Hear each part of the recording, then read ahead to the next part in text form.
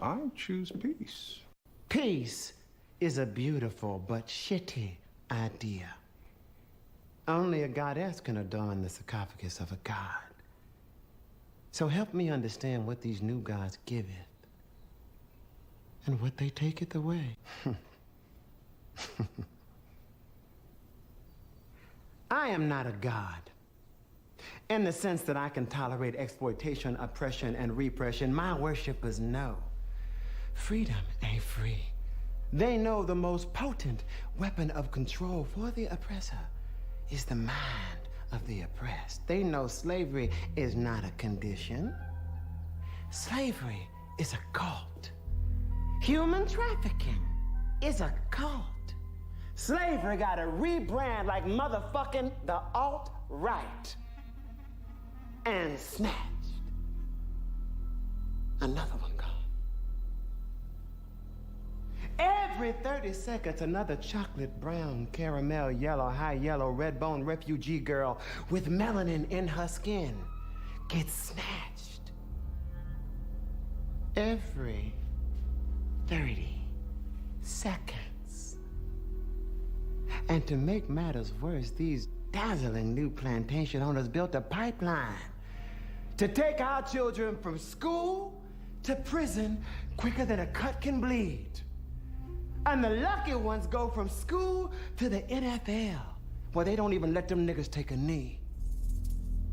They've been programmed from birth with shitty food options, contaminated drinking water, gun violence, police brutality, and trauma after trauma after trauma. PTSD, no therapy. Missing, no Amber Alert. Alone. Vulnerable. Snatched. Another one gone.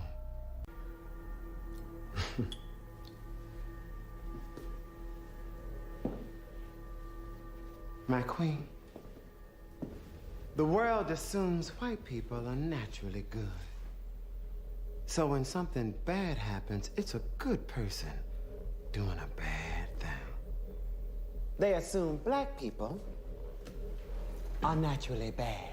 So when something good happens, it's only a matter of time before that animal's true nature rears its ugly head. How much longer can we afford to wait? You keep track of days, numbering the years for scribes that record human history. Do you see progress? King ding-a-ling, sling ding-a-ling, swing ding-a-ling, bring ding-a-ling, king ding-a-ling, sling ding-a-ling, swing ding-a-ling, bring ding-a-ling, king ding-a-ling, sling ding-a-ling, swing ding-a-ling, bring ding-a-ling, king ding-a-ling, sling ding-a-ling, swing ding-a-ling, bring ding-a-ling, king ding-a-ling, sling ding-a-ling, swing ding-a-ling, bring ding-a-ling, king ding-a-ling, sling ding-a-ling, swing ding-a-ling, bring ding-a-ling, ding-a-ding-a-sling, swing-a-ding-it, bring it, king-a-ding-a-sling. Swing it, ding it, bring it. King ding-a-ling, sling ding-a-ling, swing ding-a-ling, bring ding-a-ling, king ding-a-ling, sling ding-a-ling, swing ding-a-ling, bring ding-a-ling. Hey, one goal, one thing, one move, man, that shit don't change. It's certain. Real niggas do real fucking things. Real niggas do. Ay, there's only one goal, one thing, one move, man, that shit don't change. It is certain. Real niggas do real fucking things. Real niggas do real fucking things. And to a lot of degrees, these holidays, dog, it's fucked up, but a lot of times it be feeling like days to me, son.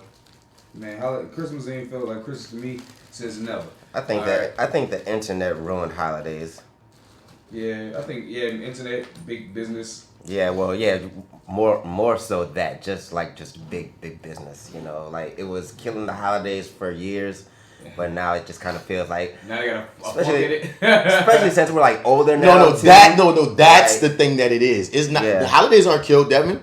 You go to certain people who got money or certain children and you talk to them, it's just the same as when we was kids. You know what? We're just older and we ain't where we want to be at. Yeah. So it's like, well, I'm not having the holiday that I want to have. Yeah. You heard me? Like how I want to swag it currently where my mental space is Because I guarantee you, bitch, if I had 50K in the bank, I wouldn't be complaining about. It'd be Christmas time. You heard me, 100K in the bank. You wouldn't be hearing me talking about Christmas ain't what it used to be. The internet killed Christmas. I'd be like, oh, Yuletide's greetings. Right. What's up, everyone? Hey, y'all. You heard me? It's a different vibe. Oh, Mom, you ain't coming? Well, I just hop this first class Delta flight. Right. To Georgia right fast. You heard me? Better hop over there. Yeah, dog. Y'all expecting somebody? No. Hi. What's going on? I just have a quick question. So, that car was my Uber last night, and I left my phone in there. Do y'all know where he lives? Right there. Right across? Yep. 2817, yeah. Perfect. Thank you so much. Sorry for bothering y'all. Ain't no problem at all. Baby, Lord. Man. So some lady just knocked on Bats' door. Oh, all the doors. Apparently, she was in an Uber last night, and she done tracked this man's car down some kind of way to try to retrieve a phone, which is probably sold by now. It's not. She got an old dude. That old white gay man. Okay. He ain't. He was a whole different nigga. You lucked up. Baby, Yeah, you Toronto got that like phone? Oh, yeah, that phone gone, baby. Toronto, that phone gone. Nigga, I'm trying to figure out how the fuck did she track this man's home address down? Because she probably got the found an iPhone or something on. Oh. Yeah, it must be the track my iPhone. That That's the only thing that could make sense. Yeah. Because otherwise, I'll take that because everything else sounds real fucked up. Only thing that makes sense after that, cause like I did that one time where I found this girl phone on Bourbon, and my stupid ass is so nice that I called her mother and told her mother, like, listen, your daughter's phone is somewhere. I got her phone. She's out here. how'd you get her mother's how number? fucking He said that shit like it was normal, and I called her. I called her mom. Like, So check this you out. don't know them people. She was one of the few people in the world who didn't have a passcode on her phone. Oh, there you go. That's the other element, You know what I'm bitch. saying? So like when I saw, I said, oh man, I I ain't got no didn't know. passcode. But real talk, I got one. But real talk, what made me real move ass, like, bitch, you ain't got no passcode. You are easily jackable. Like you're easier than the easy jacket. I'm sorry, you ain't got no passcode. I'm going to your pictures.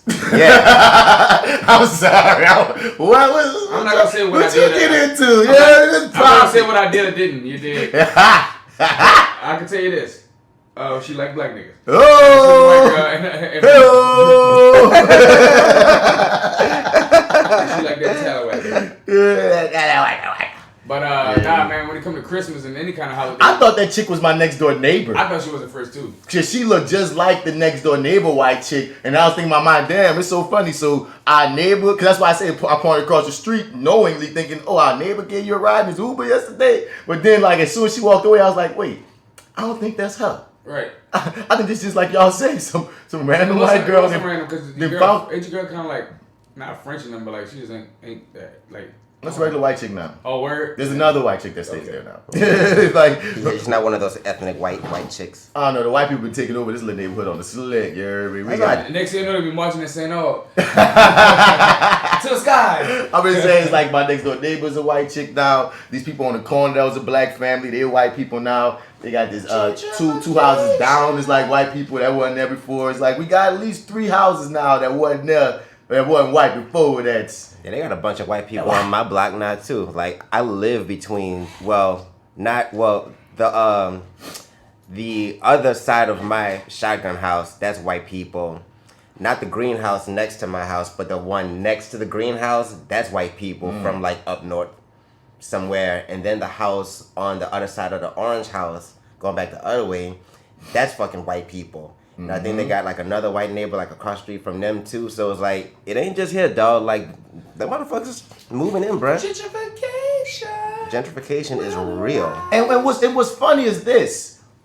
I'm not entirely sure if this is specifically gentrification every time with the white people moving in the neighborhood. Because even though like, yeah, that's basically They moving in the ghetto, it is. You know, yeah. But you know, but isn't it funny like how like something about this city, like since Katrina has attracted random white people to just set up shop. Yeah. And no, what I'm saying is they don't even seem like they care where they end up living. No. Like they just will pick a spot anywhere. It's almost like an accidental gentrification or something, because it's almost like it's usually gentrification. They got this buyouts. There's like actual gentrification where they're redlining us and putting us in certain territories, buying the property. They are doing that. They're doing that too, but it's the other side of it too. Accidental gentrification, where white folks felt like they this is a cheap house. Just for like coming to like, oh man, this is cheap. This like and they don't love. Yeah, and they don't know no better of the history because a lot of them not from here and shit. Yeah. So it's like they don't know. Listen. I totally get it. You don't get it because you fucking from bumfuck ass Oregon or like plain ass wherever you're from, and you come here and you find this was a culture and life and black people that you probably haven't seen in years. You know what I'm saying? I totally get it. I'm not even saying that's what it is, Joe. Some of it just seems like the fuckers, like, you know what I mean? Like it's like part of what you said on like they come to New Orleans, they got that feel of what New Orleans is or whatever. What is this? Tony Satchery. But also it's like the ignorance of like some of them just like me and Devin talking about our neighborhoods. Our neighborhoods aren't just like historically black, but they kind of historically hood. Yeah. But they would know that they in the hood because they just came from bumfuck wherever the fuck you saying, and it's like, well, this is New Orleans, so hey, I'm just gonna whip it. I'm gonna whip it. Like this would seem like this don't seem hood. Only thing it seems like New Orleans. Rich people. That would seem like the people from out of town. Right, this is a cheap house. I can afford this. It doesn't. It seems like an accidental falling, and maybe that's how gentrification also always been. Because as we always say, there's always levels and layers, and some things are purposeful and some things are incidental. So you know, I think like a lot of it was incidental, especially after Katrina. Like there was just a big influx of people in general, and before the hurricane, we were on the map as a city. Like people knew us. Like. Very, very much, but for some reason, after the hurricane, like New Orleans just became this fucking like, just this thing. No, because it's funny when you wanted to come and you know. He was on the rise before Katrina, like no, not even just rise. Niggas out. When you just said we had an influx of people, as soon as you said it, I thought not black people though. No, because all the black people was on Exodus. Yeah, we had an influx of white people and Hispanics getting that work. Because that's what it was. Yeah. When New Orleans got hit with Katrina, it got opened up for that work. You know what I mean? People who's who are Hispanics. Hispanic people to come and do the fucking work, and white people who got the money to pay for it. Or to take advantage of the jobs that they won't hire the Hispanics for. They're legals for. They wasn't hiring no niggas though. Niggas was trying to work. I mean, they hired some, but the fact. Yeah, but niggas was trying to work though. And niggas, they was not hiring niggas. They was like, man, you're not Hispanic. We can't fuck over you with this labor. I ain't gonna say that specifically, because the thing is, they came. A lot of us were leaving. You know what I mean? Like we were trying to come back and work. Yeah, but a lot of them were just coming and they didn't give a fuck how they lived. You know what I mean? Totally get it. I totally so get it's it. like I misuse them over their fucking sense of freedom and getting money. Yeah, cause niggas did get jobs too. Like I can't say they weren't hiring niggas at all. I ain't say that. I ain't gonna listen. I think for future going podcasts, we ain't gonna never say nothing that's gonna be for definite all. Cause so when we speak, we gotta understand we ain't talking about definite. But for the majority of the part, they wasn't hiring niggas like talking about it. And that's the point I'm not gonna agree. I can't say they wasn't hiring niggas. It depends on what jobs you talking with that, I guess. Cause I know they want to hire niggas in Texas when I was living there after the hurricane, but that's a whole nother fucking. That's a whole nother spot and context, and then it's influx of just all, cause you know how much people Texas got so many of us. They even had a fucking space half the time. Texas and Atlanta, dog. We took over Georgia and Texas like a motherfucker. Yeah. I think cause the thing is, our numbers didn't take over. I think our attitude took over.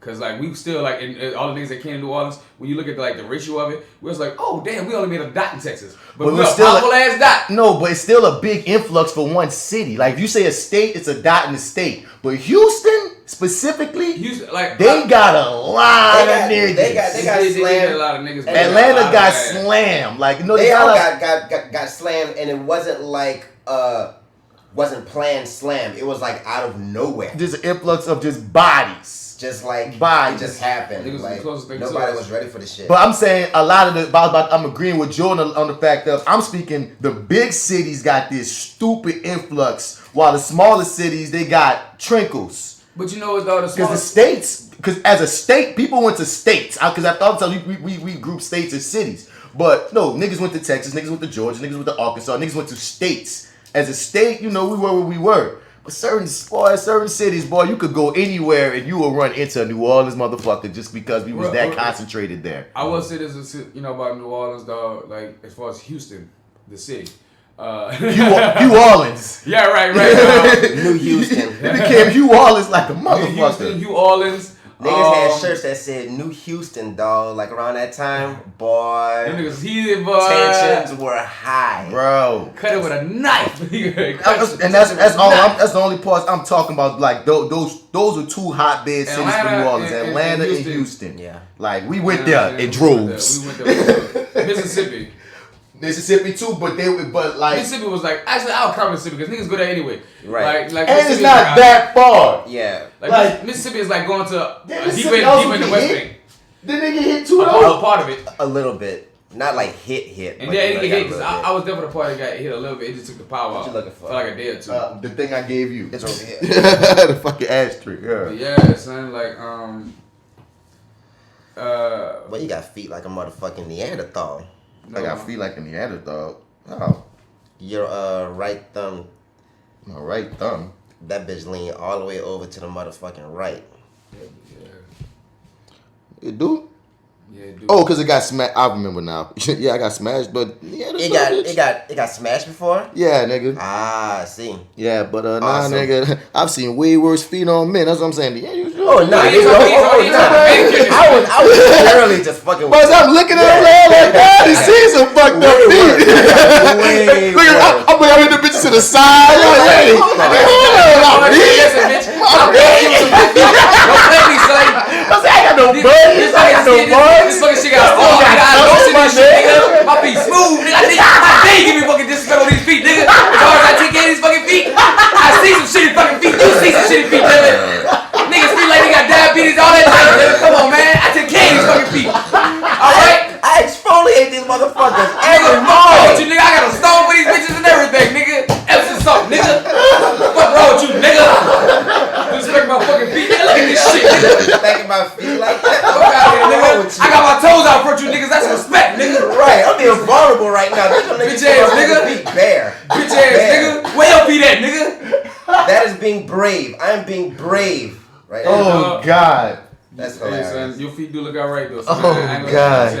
That's hilarious. I got nothing else to put to that. I seen some niggas feet Y'all look niggas like they dumb. done with Harry Tubman. Y'all niggas is dumb. This nigga Joe just went off. Clean up. and I just jumped off of the fucking right. We might as well get to the show at that point. Oh, man. Oh, shit. Hello, everyone. Welcome to the Fly with Bats podcast, up, episode hoes? 92, side A. What's up, hoes? What's up, man? It's that actor guy, Martin Bats Bradford. You can find me on your Googles and your Facebook at Martin Bats Bradford, but Pretty everywhere Feet Bats. else, Pretty Feet Bats, Feet Bats. aka Maxed Out CJ according to your 30. But like, yeah, man. Also hit me up at Mr. Bats. Spell that Mr. Out. You're gonna find another cat, and you know, I'm here with my brothers. What up, y'all? What's good? It's your boy D Mizzle, and you can send me nudes on Instagram at FrenchBread.kid or to my business page. For scientific purposes. Scientific purposes. We need the nudes for Research. science. Yes, Research. this for research. Research. Also, you can send them to my business page at Your Dig Brand. No more LLC because I saw this status somewhere. Like somebody said something about Don't post LLC. don't put LLC and stuff. I was like, oh, I've been doing that a lot. But Let me go ahead and take that bitch off. That Somebody bitch also came under it again with the counter. I forget what the chick The counter said. said, I would like don't to be hear that ashamed counter. of creating an LLC and putting it out there because that's like something about like ownership of business that shows. Some, something but like they, That's the way I felt about it. I no, was like, there was oh, another this kinda counter after shows, that. you No, know? someone said that, which was somebody. Damn, I wish I remember it because I don't have an LLC and none of that shit, so I didn't have no dog in the fight to fight it. But I remember they broke down why it's about context, and under certain context, yes, you should use it, and under certain context, you don't have to. But I think they were saying don't shame motherfucker. Like they was using whatever example they was using to be like don't shame a motherfucker for using the LLC because apparently that meme was obviously saying hey nigga stop doing that shit. So I don't know where the truth lands is what I'm telling you, D. I'm saying I think like, the truth lands somewhere in the middle, as really, always. because I can. I wish I could just show you what they said. Yeah. If I could find again what they said specifically, so you can have the reference to know, you know what I mean? The counter, because that meme broke it down in a way that I was like, well, I can't counteract this because I don't know enough about business, so I'm just saying that you're right. But then when that chick came with that counter, I was like, well, I don't know enough about business. Right. To Like, say that morally, you you sound right, baby. But business wise, he sound right too. So I don't know where to go. No, the chick how I sounded felt right about it. business wise too. She started using jargon, the replier I'm talking about started using jargon that made me go, oh, but I don't know. But I don't know. It's like, damn, y'all both make good points.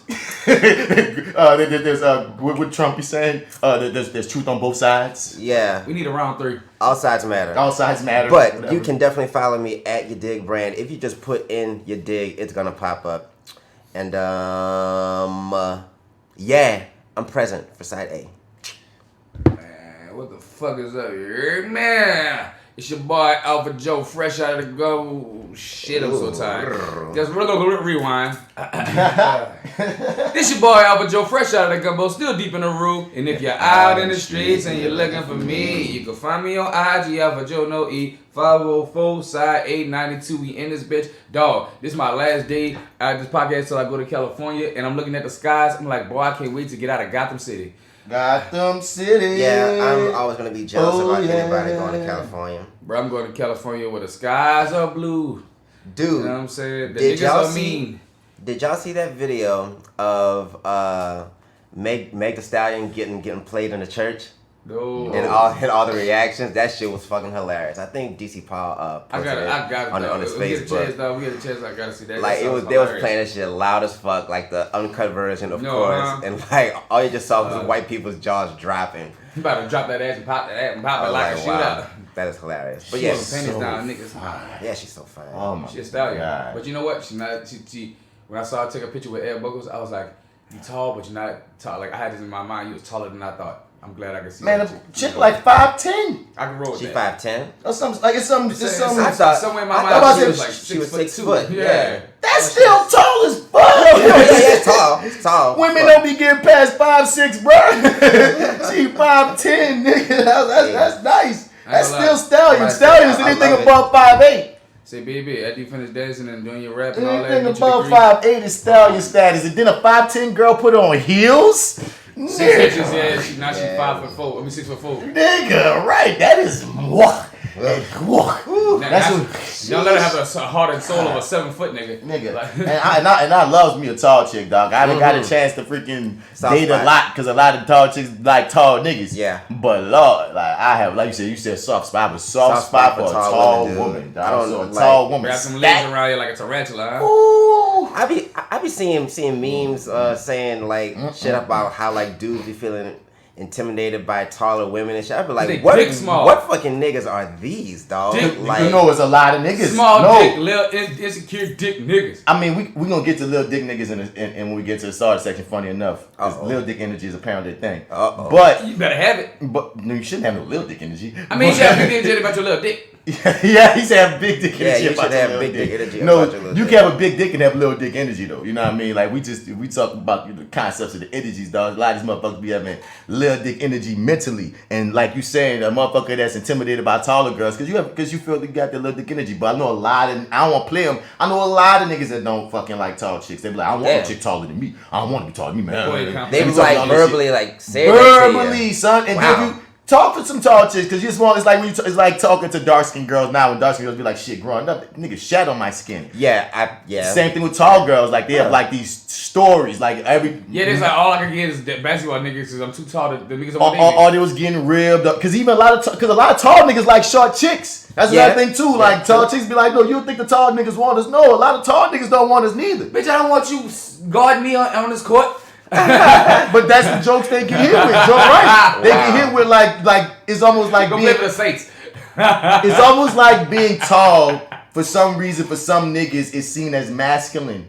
So for real, so I guess so, pussy. but damn. so some niggas will the niggas that write them off saying shit like that don't realize that that's what they're saying. But it's like it's part of like you know how we always say we all get trained by the idiot box. So somewhere in their subconscious they feel like their masculinity is that fragile on some shit that a woman being big, like they're bigger than them or taller than them, if they have to look up to her, that makes them feel emasculated for whatever reason that we don't understand because we don't give a fuck about it. If I can't beat my bitch up, then I don't find her attractive. I believe what That's you're what it saying sound like is you say to me. 100% true. Like I think If I'm not strong Joe enough, just like, said out an there. extreme, but that's basically that's the energy of it. They're not saying I want to be domestic specifically, Nah. but it's that energy. If I feel like my bitch can beat me up, It's that energy. And I feel like I don't even think my girl can beat me up even if she's taller than me. I'm sorry. Right. I will protect my tall chick with my big ass even if I was real in my mind. Any nigga that's not trained in some kind of way of fighting, I don't think could beat my ass on any kind of level. So like right, I'm not gonna just give you that win. Right. Because you tall, because you look mean, because you got a gun. I don't care if you're fat. I don't care if you're tall. I don't care, nigga, unless you are trained. Right. If you're trained, then part of that science. I gotta give it to you, but we still gonna fight. But I mean, I know that. Okay, we ain't gonna fight that no more. I see that. But we gonna fight though. You know Wing Chun and Mushu, huh? I know Smith and Wesson and his board right here. But it's some real shit though, like real. You know what I'm saying? Like if you train is one thing, but nah, nigga. And if it's for my girl, nah, son, I don't give a fuck. Yeah, but like again, niggas getting their brains, and they get they get trained wrong. They get trained. Certain niggas get trained wrong, son. But I love me a tall chick, 5'6", 5'7", 5'8", 5'9", 5'10". Bang. Bang, bang, bang, bang. Listen, bang, bang, bang. I'm taking on all comers. If I think you're bad enough, I'm taking on all comers. And if you 6'5", you won't. Girl, we about to stone on them for real. We about to give them a sight to see. I'm a man about beauty, dog. That's what I'm about to say. Like what you just said, I'm on all comers. If I find you attractive, I don't give a fuck what your size is. I'm just looking at something beautiful, and I'm with it. Listen, if I see a tall woman, you hear me? I'm just gonna get my axe ready. He said, get my axe ready. I'm about to chop this tree down. It's between my legs.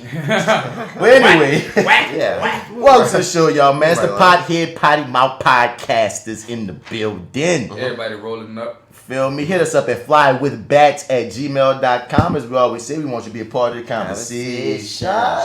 You know what I'm saying? We also need y'all start leaving us some 5-star reviews on your Apple Podcasts, on your Spotify's, on your iTunes. Just click it. Just fucking click the shit. If you feel it. It takes 0.3 seconds. Yeah.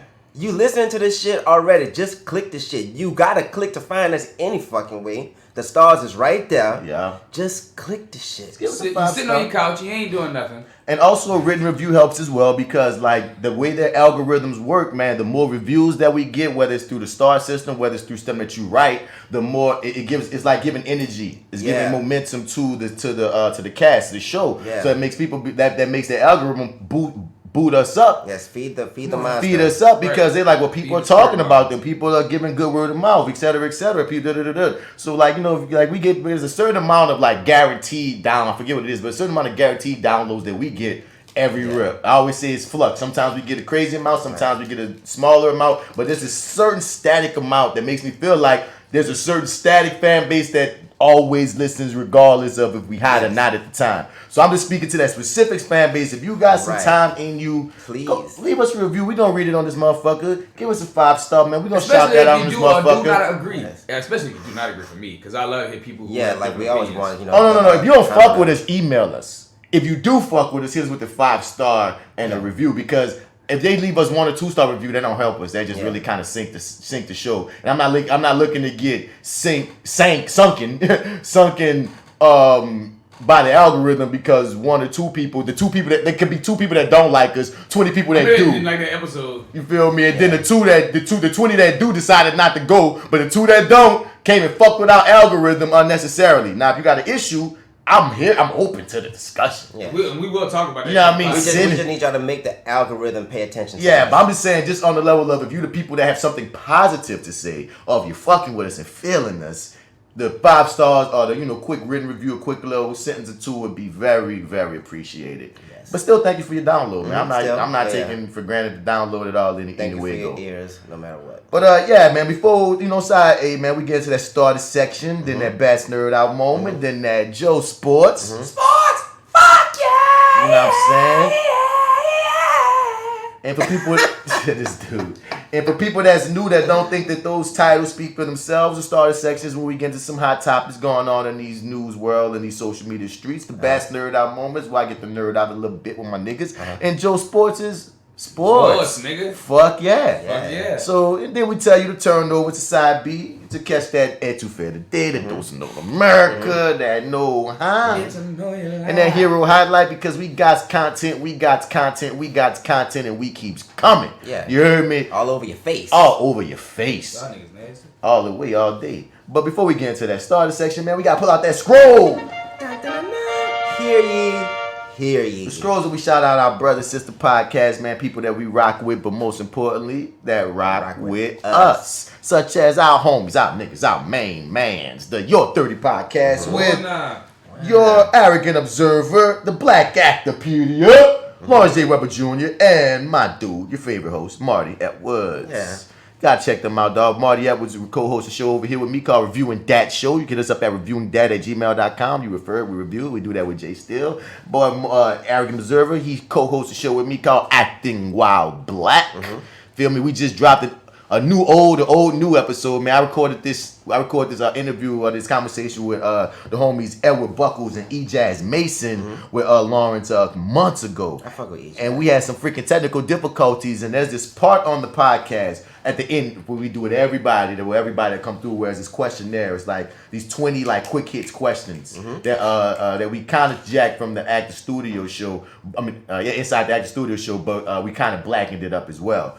We recorded that, but for whatever reason, that part didn't record. The entire interview recorded. So all the, the meat is there. And Edward Buckles and E-Jazz, they were coming from a producer and a director standpoint, was dropping some fucking gems. You dig? And I'm proud of both them niggas, man. They both getting it in right now. Especially E-Buck, man. Buckles is in New York right now. Like Joe said, he's shooting something with Meg Thee Stallion. And, Buckles is getting in, dog. We real proud of the homie Edward Buckles. Yes. But check out this interview from months ago before all that started popping again for the homie. He gave us some insight on, both of them gave us insight on the industry, their process, directing, how to get things going. Buckles been having this documentary, Katrina Babies, in the works for a minute. We talked about Katrina Babies. E-Jazz had this freaking students just won some award or whatever, and they shit was going viral for one of the films that he helped his students create. So it's a lot of great black excellence going on in that conversation. So check out the most recent episode of Acting While Black.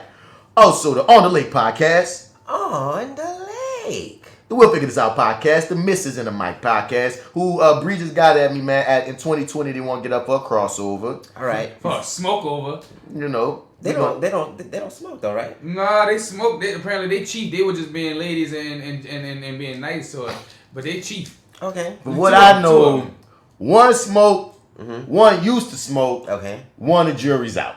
And I gotta listen to the newest episode because I don't know if there's still 4 of them or not. Because the last episode I listened to was 3 of them. So it's 3 misses in a mic. But I could just be wrong. I'm like maybe an episode or 2 behind, so I gotta get caught up on my girls and see where they at. But I know Bree sent me a message. She was like, "Look, first they want to do a crossover right before Christmas," and she was like, "I don't know what the hell I was thinking. I'm about to lose my brain. We too motherfucking busy." Yeah. I'm like, "Yeah, you're a family. Y'all got a whole family. Right? Of course you're busy." Girl, I'm about to say, why would you bring that up? You know you fucked up when you said it. In that moment, she knew she fucked up. You hear me? But in 2020, they want to get up and do another crossover, That which sounds would be beautiful. awesome. And you got to be there for that one, D.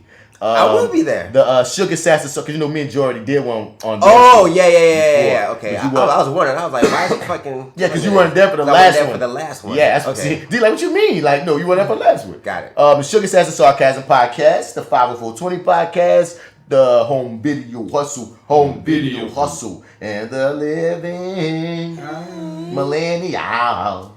In the 2000s kind of world. Man, it's about to be 2020, y'all. We about to be in a whole decade out of 20, whatever the fuck the first 10 years of this was. Yeah, we're in the new millennium.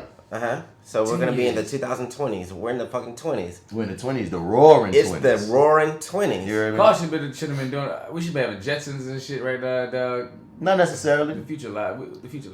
I don't think the future lied. They just didn't mass produce. When I say live, I mean like on the time they say it was gonna happen in. Honestly, they have a lot of that shit. They just didn't mass produce. What the fuck they got like that? Well, you never know. No, like you can look up, like you can Google it. There's a lot of shit. We can't teleport. We ain't got that bitch. But no. But they just teleported something recently. Yeah, in the news. They teleported a proton up. Yo, so and that's something. That's something. So hey, so if they showed that in the news, meaning they're further along with their teleportation than we know, because like we also, as we always say, if we know about it, that means they're way fucking ahead. They're way fucking ahead. By the time they tell us, they've already mastered some other proponent. You know what I'm saying? They don't give it to us forward until they can actually put a person there and sell that bitch on a commercial. Oh, what have you, man? I think we're a long way from. We're a long way from people, but that proton, they probably done a few of the protons. That is something though. Yeah. Like the fact that you teleported anything. But I'm just saying, shit like flying cars. They have the technology for flying cars right now. We just don't have the infrastructure. The infrastructure, the culpability, the laws, the common sense. The fucking the common sense, there's so many reasons why the culture, space. right? There's so many reasons why it shouldn't happen. Yeah. But I'm just saying, technically, by technology, we can do it. Is my point. Can, but we have the technology. Niggas that's flying into buildings on day one, son. You know what I mean? Niggas is flying to each other on day one. Niggas is a car is falling from the sky and landing on someone on day one. On day one. Day one, just ready for the death toll to go up a little bit. Right. It's just not smart. It's not smart. It's not just right not now. smart. So, sir, wait a minute. You telling me that y'all gonna die in the air and then kill us on land? On the ground. I mean, with automobile accidents still being one of the leading causes of our deaths, you want to throw in having people have to figure out flying in the air? Logistically, Jetsons had a great concept as far as TV goes. Yeah. But in real life, that's one of those things that leave that on TV. Leave that in the cartoon as a matter. Only thing I thought that I took from the cartoon that I was like, it's possible to work is that fucking tube shit from Futurama. I was like, that could probably happen one day. Like they would have to perfect that so it don't injure you. I'm about to say, I see somebody snapping their fucking neck in that fucking tube day one, dog. Somebody gonna snap some shit up. Clap. And a lot of it also, like you said, did go to infrastructure. I mean, there was a point when people didn't think planes could be a thing. There's a point when people didn't think, fuck planes. There's a point when people didn't think an elevator could be a thing. Yeah. You know what I mean? And so once you got to restructure the entire culture. Just imagine a country that's never seen a plane before a day in their life. And next thing you know, they see this big ass thing of machines and boats and shit fly in the air. Like, so how is it defining?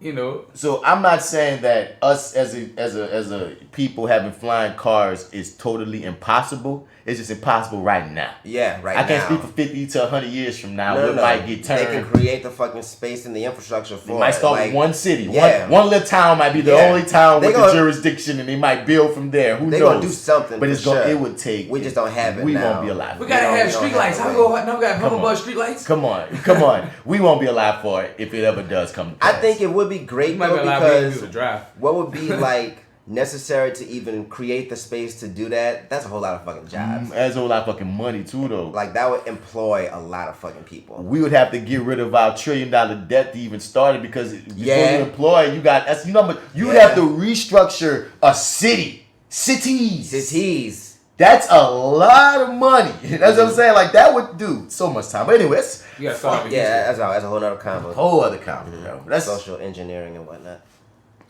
Let's start off with this starter section, man. We went from a podcast to a whole teach me how to. That's still a podcast, bro. You know how many different kinds of podcasts they got out here in this world? Right. My nigga.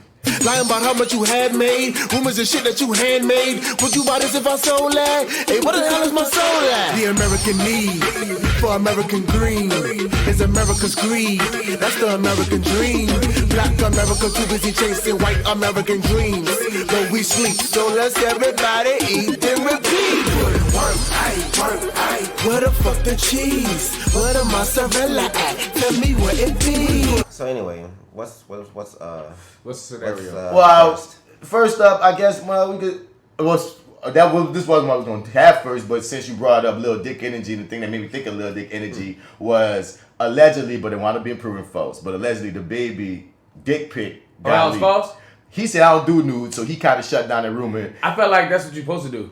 I mean, when a nude come out, you're supposed to be like, that ain't me. It depends, because honestly, if you'd have said that just only helped that. Right. You know how much good publicity DaBaby got in the past 2 days when them chicks thought that was his dick. Because it's not like they was thinking it was small. They was all talking about how big it was. Mm-hmm. So all these women got DaBaby on their mouth, like on their lips. My favorite one is that a girl saluting, crying tears. Nigga said when I saw the baby dick, I was like, "Boy, these people so crazy on the neck, G."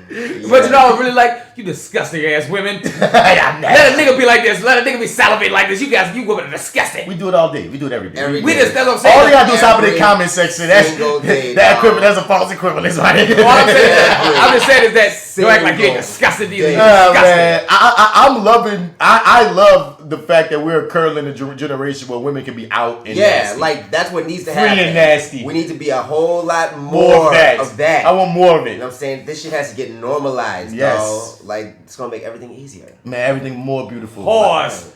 Men and women, whores, burn them at the cross. Cause I be thinking like, dog, you stupid ass Neanderthal throwback thinking ass niggas. Yeah. Do you understand how much pussy you're blocking from yourselves by continuing those old standards? Fucking medieval ass standards. Dude, if you I am not blocking it because I'll rape it. no, that's just wrong. But I'm not touching that. You know what I mean? They Like, said medieval standards. I'm saying like Sounds like some white man shit to me. some white Viking man medieval shit to me. But White people be like, I just take it. even if we only go medieval, like you motherfuckers will be like super duper traditionalists and women shouldn't wear this and women shouldn't do that and this is clear. And I'm like, my nigga, like, but you be the same nigga somehow how you can't get no pussy. Well, pussy scared of you. Right. Yeah, pussy is scared. You know what I'm Pussy saying? is scared of you, dog. It don't want to get wet around you because all you gonna do is mop it on up, nigga. You gonna give it shit for Right. precipitation and shit. It's like, yo. Oh, is that wet pussy? Well, let me give you this sponge. Let me shame you into dry submission and then wonder why I can't have any. Come on, dude. Like, You whore! Shoot How yourself dare in the this foot. pussy be wet, you disgusting, filthy thing? Now, dude, you like to partake in some intercourse? now why won't you give me any? But it's like, yo, but it's just so unnecessary. But like the thing that was little dick energy about the situation was a couple of chicks hit me to the fact that niggas was out here hating, mad Really? about women giving of course. attention. Of course. I don't know why it wasn't an of course for me. I was very like, wait, why? Dog, nigga gon' hate, dog. Yo! That's always gonna be some bitch ass niggas got something to say. And that's why I feel like that's Say, little dog. dick energy because, dog, if you are comfortable in your situation, some chick talking about some celebrity dick should not cause you any grief. Niggas talking about, I wish my old lady would say something about that. I mean, these bitches here, man, that nigga. I'm like, dog, So all go that home. shit sound crazy to me. Go home. I saw a lesbian say something like that, too. All they crazy too. All that shit sounds stupid. Like, how you... I don't even give that shit any energy personally, son. Like, cause I think we're getting further and further into a culture where shit like that, more people are starting to like turn their heads and just be like, no. Like, you sound fucking stupid. Can we just burn the contrarians? Like, Yeah, like, burn the get the fuck outta here. contrarians! Burn 'em off. It's like old folks in politics. There's still something there left, dog. They gonna be there. You know Yeah, what I'm saying? We got a little yeah. bit before they all die off. But and they're not even all gonna completely they all not gonna die die off because the ideology. You're is talking strong. about again fragile masculinity. Some motherfuckers, somebody's always we're gonna breeding be- new fragile Yeah, motherfuckers every day. You hear me? Unfortunately, that's not a generational thing. That's a culture issue that you got that you got to quell. That's a structured system that has been created some almost worldly. Yo, for real. You know what I mean? But that just tripped me out. I think that any nigga that's worried about the baby's dick, Point blank, dog. any nigga that worried about any Another famous, man's dick. any man's dick, anybody that's worried about anybody famous, tells me these three things. One, your dick small. If it's not small, that nigga's sword is mightier than yours in some kind of way you He feel. did right. He Right. offended something in you. You feel fucking inferior in some way. You feel your girl must be cheating on you. 'Cause apparently she's gonna fuck the baby. In your head, That's her mission. she's gonna fuck the baby. Today. Right now. Somehow. From where she at. She's gonna fuck him. She gonna fuck him. She gonna find a way to fuck him. Number 3, you might be gay. Oh. There ain't nothing wrong with that, There's dog. nothing wrong with being gay. But why you gotta just say he might be gay because he got a problem with the baby's dick? Because he really don't got problems with it. He got problems with himself. True that. Say, bro, if you like the dick, you like the dick. No, you like Right. it. Matter of fact, number 4, you might not be gay. But you might just like the dick. Like, you know what? Fluidity is a thing. That's a dick right Yeah. there, sir. That's the thing that we really need this generation to take in. And a lot of us, we too far gone as far as the conditioning goes. I understand that when when you condition, the word itself is like not something that you can like just shake your sword at. Like that is true brainwashing. So I understand to a degree. It's easier said than done. But like the static nature of gay and straight for future generations to be broken. Like it's been like that's one thing. Another reason why I'm loving this past few years in time that we've been living in. That's opened the door to the truth of there's more fluid people out here than I know I'm straight. I know I'm gay. There's way more people out here that would probably just try some shit than we've ever been taught, than we ever realized growing up, and that needs to just be an accepted norm. Period. I think it will. We're It moving, will we're moving in that direction. eventually. Yeah. Because it's better now than before. Yeah, I mean, and hell it's, yeah, and dog. it's getting better faster. There's like still, fucked up things happening, but All the time. I think we're getting ahead way faster than we're like not. Like, we're moving ahead, dog, and we still got a long way to go. Yeah, we just got a long. It's both, yup. Yeah. It's both because when you say it like that, it made me think of two things. As always, I always got two things. One, you're absolutely right because if you look at 2015 compared to 2019. Yeah, right. It's like, You know what I mean? It's like you can see the change within 4 years. And you know what I mean? know, Let alone look at 2010. That's you know exactly what I was saying? about to say. Like from 2010 or like 08, from like 08 Yeah. to 2015. And I feel like that was a so dramatic you're change. right, things are happening fast, but also I'm looking at what Joe said about we still have such a long way because I remember I always go back to me with the kids and being a teacher. We keep breeding more homophobic kids. Yeah. Like when I'm around little black boys, I mean as young as kindergarten on up to the middle school. They all homophobic as not all, but a lot of them. Yeah, just a lot of are them. still so homophobic as shit. And I love certain schools that, because I remember like, I think me and Joe even talked about that. There's certain schools even in our city where the culture is different. Like the kids are a little bit more advanced and they ain't like that. Because I was tripped out, I forget what school I was like. It was like some international school or something where the kids ISL they were like speaking more than one language and shit. And like when the subject they like have to take French and shit. But even in the subject of like gay and stuff came up in one of them schools and it wasn't like it. Like they were just like, oh, this, you know what I mean? They, as kids, I was so impressed by that one school. Yeah. But then remember, I pop around schools around the city. So you go from ISL to fucking Kaep. You know what I'm saying? I mean, ISL is like way up there, dude. That's what I'm saying. ISL, Lusher. Right. Go to Kaep. So I see that I see it as possible on one end, but I see just how far we have to go in so many other ends because them little boys, I'll be able to set so many of them straight, but then it's hard as a teacher because you also don't want to step on their parents' toes and whatever belief system that their parents is instilling because it's not your place. But the other side is fucking frustrating when you see your parents is creating a monster because I had a friend just now just hit me up recently. She was talking about the same topic because she's a teacher and she had a gay student because they're talking because you know all the talk about Dwayne Wade excepting his son has been all the talk about I don't know what the kid identifies as, but accepting this kid at 12 to be gay. And some people like 12 is too young to know that you're gay. And we like, nigga, I knew I liked chicks when I was 3. I smashed them at 12. I broke my virginity like at 13. So you can't say that shit. So you can't say a kid don't know that they gay at 12. You sound stupid. I know I like girls very early, dog. Very early, dog. I know that about it. Like you said, kindergarten, probably younger, dog. Like preschool, son. Preschool, son. Once I knew what a girl was, dog. I like you. I remember all my first crushes, dog. And my first crush started at pre-K. So you can't tell me as a pre-K knew I like girls. A 12-year-old boy or a girl, however you want to identify, however the kid want to identify, don't 12, fucking son? know. 12 niggas is fucking and kissing all kind of crazy. I see 12-year-olds murder niggas. Dude, what? Do you know what the fuck I did at 12? Come on. So that's a 12-year-old in Rwanda. So the chick, right? So the chick was telling me basically how she has a gay student that has a crush on another boy, and the kids kind of could tell that shit, and they be clowning him for liking him. You know what I'm saying? And he was like, even the teacher was like, what you like about him? He's like, man, he's handsome and he's cool and he's smart, and I just like him. The kid said that.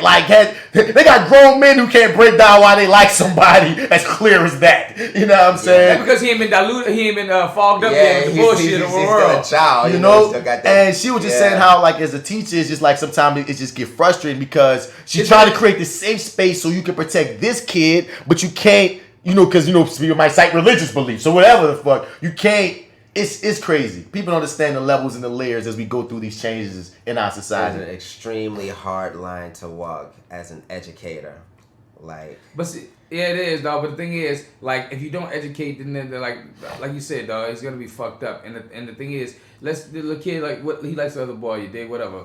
But what if there's some way him and the other boy can be friends? You know what I'm saying? Because the other boy do not have to be straight. Okay, he can just not like the other boy in that kind of way. But that doesn't mean they can't be cool. But once the other little boy finds out that the little boy likes him, he probably not want to be cool because no one's navigated of someone can like you and still y'all can be cool about things. You know what I'm saying? Especially in the kid world. Yeah. When in the kid world, I'm talking this younger than 12. In the kid world, they ain't think about fucking or nothing. You just like the little boy. You know what I mean? I'm thinking. I feel like she was talking about 8 or 9 year olds. We wasn't talking even preteens yet. So it was one of those things, of course, what you just say, they can just be friends. I think it's going to boil down to just really revamping the whole system of our education, dog. Yeah. Schools ISL, that's a top rate school. But I feel like that should be the standard.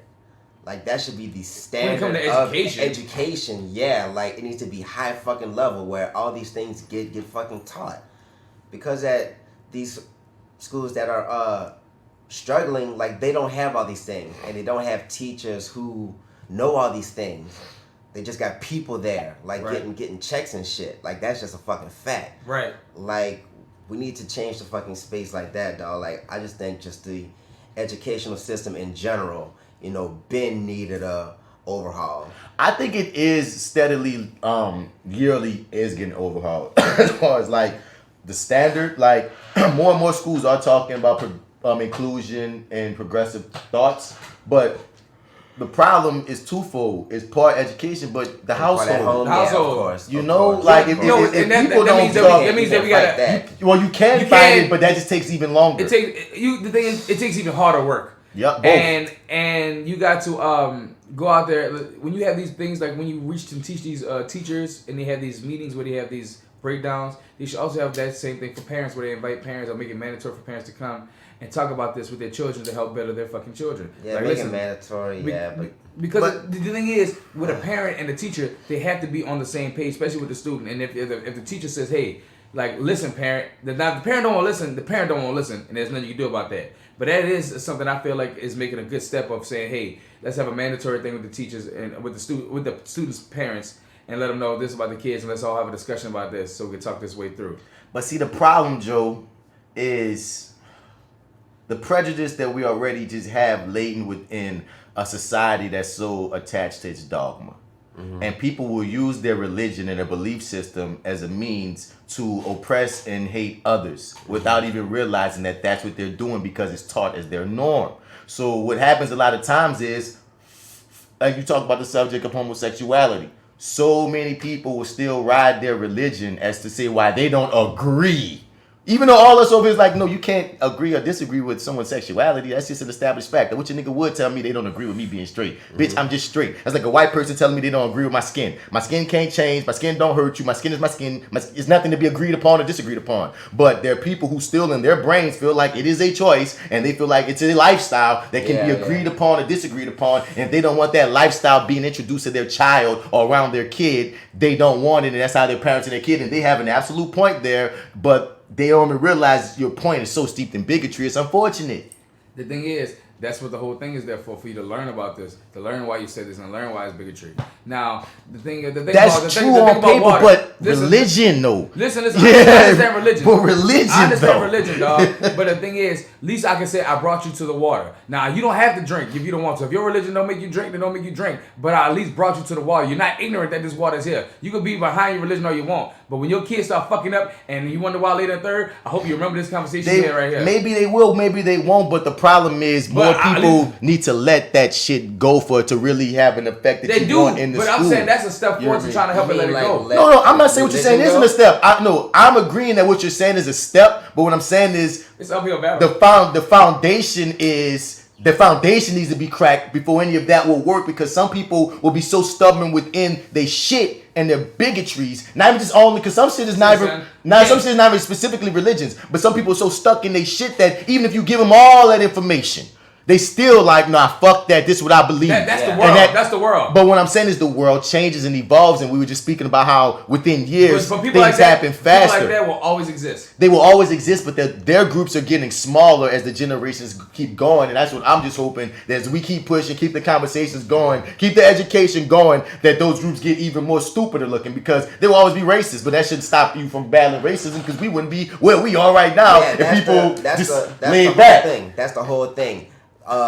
It doesn't look stupid enough yet in culture. Like, it's getting close though. It's getting there, but it still doesn't have that layer of like nigga, that's what you want? It's just dumb shit. Like you you on some. You say you went your balls. I think that would take about 2 or 3 more generations. Some generations, because that's the thing too. Racism is looking stupid. Because that's the funny thing too. It's always layered, because racism looks stupid, right? But that's not stopping racism for a few reasons. But one of the reasons is because people only left it. People won't admit the systemic issue. You know what I mean? That also pervades in racism. You know what I mean? So a lot of them just be a lot of them just be believing that, oh, racism just means I hate you because of your skin. If I don't, in my mind, if I don't realize that I hate you because of your skin, I'm not racist. Even though, nope, there's a lot of levels. There's levels of racism, dog. To racism, to the power dynamics, but you feel like I deserve less because of my skin. to unconscious bias, to privilege. There's so many levels and layers that's wrapped into. You can't simplify it to only just being a prejudice about skin color. So it's the same thing that's gonna happen with the gay stuff, with homophobia. At some point, it's gonna get to what racism is now, which is still not absolutely free, but they maneuvering a little bit better. Mm-hmm. But on both of our plights, we all just trying to get to where it's just some normal shit. He gay and what? She gay and what? There's a trans, oh, whatever. Like, you know what I mean? Oh, it's a black person. There's a white person. That's one thing I'm so proud about New Orleans. Even though we're in the thick of Louisiana, in the deepest part of the South, New Orleans has always been a place that's been a sense of acceptance for a lot of people, of a lot of cultures, and a lot of things everywhere. I went to a lot of places, dog. You don't really see drag queens, and now I ain't saying we the best, but as far as like being in the South, dog, like not too many places South I see drag queens like they walk around like that, or even like trans women or anything like that. Like go to different spaces like the Jazz Market or fucking Black House. But no, you talking about you can't bring up 2019 things as an example. No, it ain't 2019. New Orleans has always been a place of fluidity. But what I'm saying is you just brought up 2019 examples, though, is all I'm saying. You brought up the Jazz Market and Black House. That's not speaking from New Orleans in the 70s. You know what I mean? Or whatever they might have been going through. We could talk about the 70s and stuff like that. Because one thing I do know that's pervade New Orleans, regardless of what we accepted, is colorism. We're one of the most colorist cities in the fucking country. Always have been. We created it. We might as well have. You know what I'm saying? So when you say that, like, I understand what you're saying because of punk culture, about the dance, like how, you know, we see even so like we accept a lot. Like that. We do accept a lot, but then you also gotta look at our class systems. Certain parts of our city accept more than other parts. If you know what I'm saying. Yeah. Listen, we still in the South. Right? I said we're most progressive in the South. All right? We're progressive for Louisiana. Right, hell yeah. We're progressive for Louisiana. A lot of these motherfuckers, all right? New Orleans staying tall. For Mississippi, goddamn it. Right. We made Mississippi look like they in Kaep. Like, goddamn. Go to Tennessee, goddamn it. Everybody got their fucking problems. At least we got titties out and boys can be boys. Right, you know what I'm saying? Boys can be boys. Yeah, man. And we got all in the twirl. So no, I would throw some merit that way, but I'ma still throw that colorism stain is still a stain. Listen, son, New Orleans got a lot of stains. Right? This motherfucker's so stained, it's ridiculous. But we also got a lot of great, unique things that for the South that really excels us past a lot of things in the South. Like we have a forward mind thinking. We still got a long way to go, but we move forward a lot faster than other places in the South. And we try to have big dick energy, dog. Don't let another nigga dick, because all this came from DaBaby's dick pic. Don't let another nigga dick pic throw you off. Alleged dick pic. Come on now. Oh yeah, but like you said, it's not him. Nigga like me to say, yeah, fuck it. If I'm bringing all this good publicity, yeah, that's me. That's mine. Whoever said it, yup. I don't know how this got out. Who did this? Because it was like a swarm. Stephen Curry, A$AP Rocky, and DaBaby shit all hit. Some nigga named Logan Paul. Who is Logan Paul? I don't know, but yeah, it's another one because Logan Paul Justin know who Logan Paul is too. Yes, Logan Paul. A$AP Rocky got a cool ass sex tape. Yeah, Stephen Curry got the light skin dick out. Yeah, but DaBaby apparently swinging a fucking. But DaBaby's shit just like he got a hammer of dawn. His news eclipsed all that other news. Yeah, because when the DaBaby shit came out, son, I ain't gonna lie. Because all of them are hot. I saw the dick. I didn't see the dick. It was abnormal. I was like, why'd you go see the dick? Because I was like, what is? I want to see it. It was that everybody talking about it. I had to see it. And when I saw this shit, listen, I was like, my God, who are you fucking with this, sir? Well, not no bitch I know. Like, this shit is a dick, dog. Put this away. Well, it wasn't his apparently. But what I'm about to say, damn, you made me threw me off. I said the dick. I was like, oh shit. So it was too many people talking about. I was like, what about it, dog? Like, dog, these are too many women. I got a little insecure. I had to be like, I got a little insecure. I had to be like, is that nigga sword that good? My knife work gotta be real good, then dog. I gotta be a real good poker now, cause this nigga working with a battle axe. We just had this discussion on the last podcast, Joe. Oh my God. We just had it. Listen, son, I had little energy for a second, son. I'm sorry. Did you see how many girls were talking about this man's dick? It was like every girl I knew, every girl I ever wanted to fuck was talking about this man's dick and not mine. All right, they didn't see yours. Maybe you should have dropped the dude. They did. It wasn't even matter, son.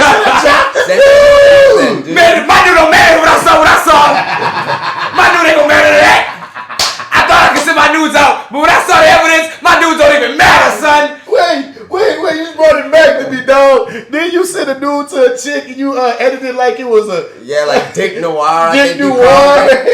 Well, I did give it some good picture quality. I black and white it to give it some edit to it. And then the chick down, I think, we ain't gonna say who it was, but we know who it was. No, I showed it to her, so I sent it to another girl, but I showed it to her. But whoever you showed it to gave it a critique, Yeah. like it was a piece of art. That was one of the funniest shits ever. Listen, son, I'm a proud man of my Johnson. You dig? But still, I saw so many women talking about this man Johnson that I was like, oh man, okay, he can't be better than like that. And I was like, oh man, you ever play Soul Calibur? Yeah, I love it. Was that nigga Nightmare? Yeah, with the big ass. Yeah. I'm sitting here with that fucking Raphael with that motherfucking Keelik stick. But he can still kill. I'm a But killer. you have one nunchuck. And you know what I mean? You trying to fight Siegfried and Nightmare with one nunchuck. All I'm saying is you over that here with a fucking Mr. Guri blade and you mad because that nigga got a big sword? I'm not mad. I'm mad. You know what I'm saying? I'm not mad. I'm just preparing for what I'm up against. You're not gonna fight him. You don't have to fight him.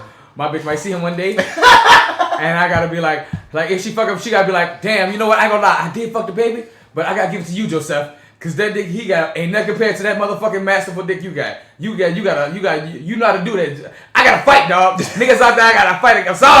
I'm sorry. All right. You are killing me right now. All right, I had a little bit of dick energy. I had to admit that to myself, Hey, dog. well, at least one of the My Pothead podcasters has seen the dick and he can report.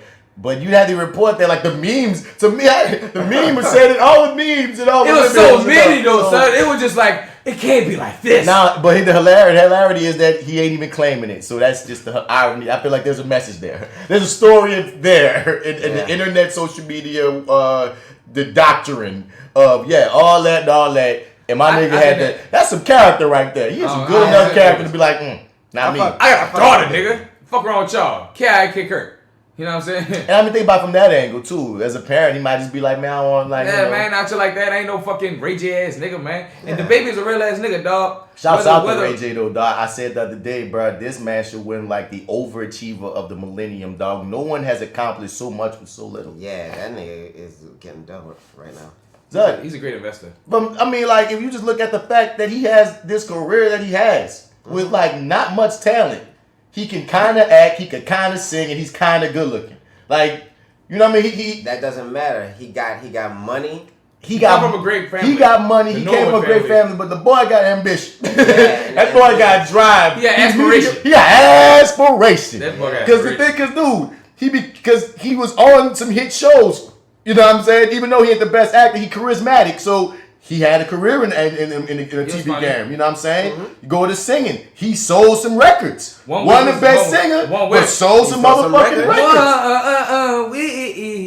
He ain't no motherfucking Tyson Beckford nigga, dog, but he put the Kardashians on just for fucking her. Yeah. The fact that he could pull Kim Kardashian, you gotta give, because even though she wasn't what she was always a bad bitch, even back in the day. A bad rich bitch. You know what I mean? Now she became an empire. But you pulled her.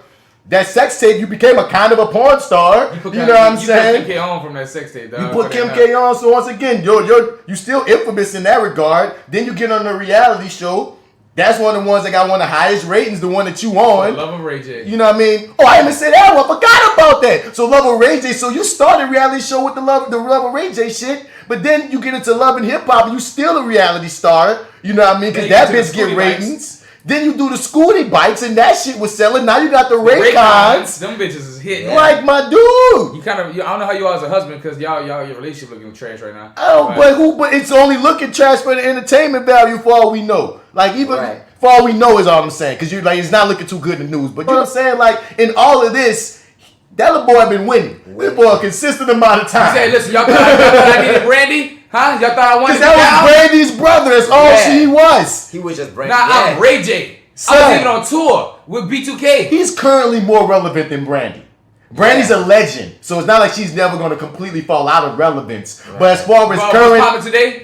Of today's time, if you ask your average kid, RayJ and Brandy, they're like, oh, They gonna know Brandy because of Ray J and Brandy, yeah, they brothers and sisters. That's what But they they say. know- They gonna say that's Brandy and that's Ray J. That's Brandy. They gonna get a rundown about Ray J that they don't even know about Brandy. They just know Brandy got them songs, got that old show Moesha, and she's respected in music. But they gonna look at Ray J like, man, he go to T about Ray. Ain't that more funny than that episode when Ray hat kept changing? When they Oh yeah, was that was hilarious. Yeah. Dog. Son, the fact that we're currently talking about him, and who would have thought that when we were young and he first came in the game, like so. Ray J. Yeah, we're gonna be talking about him for Brandy's years to come. brother, right? Talking about some one wish. Son, props. Even though I'm kind of giving him a compliment, so there is fucking respect I gotta give to that. No, dog, that's a hustle and grind him, dog. That you do, like he's a fighter and He's a hustler. a fucking fighter, dog. Trump's impeached. How you feel? I mean, look, dog. We'll sit the Senate. We'll see what happens. Who knows? Yeah, I just like that stain on his record. That's what I say. That's all I care about. Yeah, Because he all can have bullshit. I mean, all the niggas got impeached and he still stayed in office. Bill stayed his full term.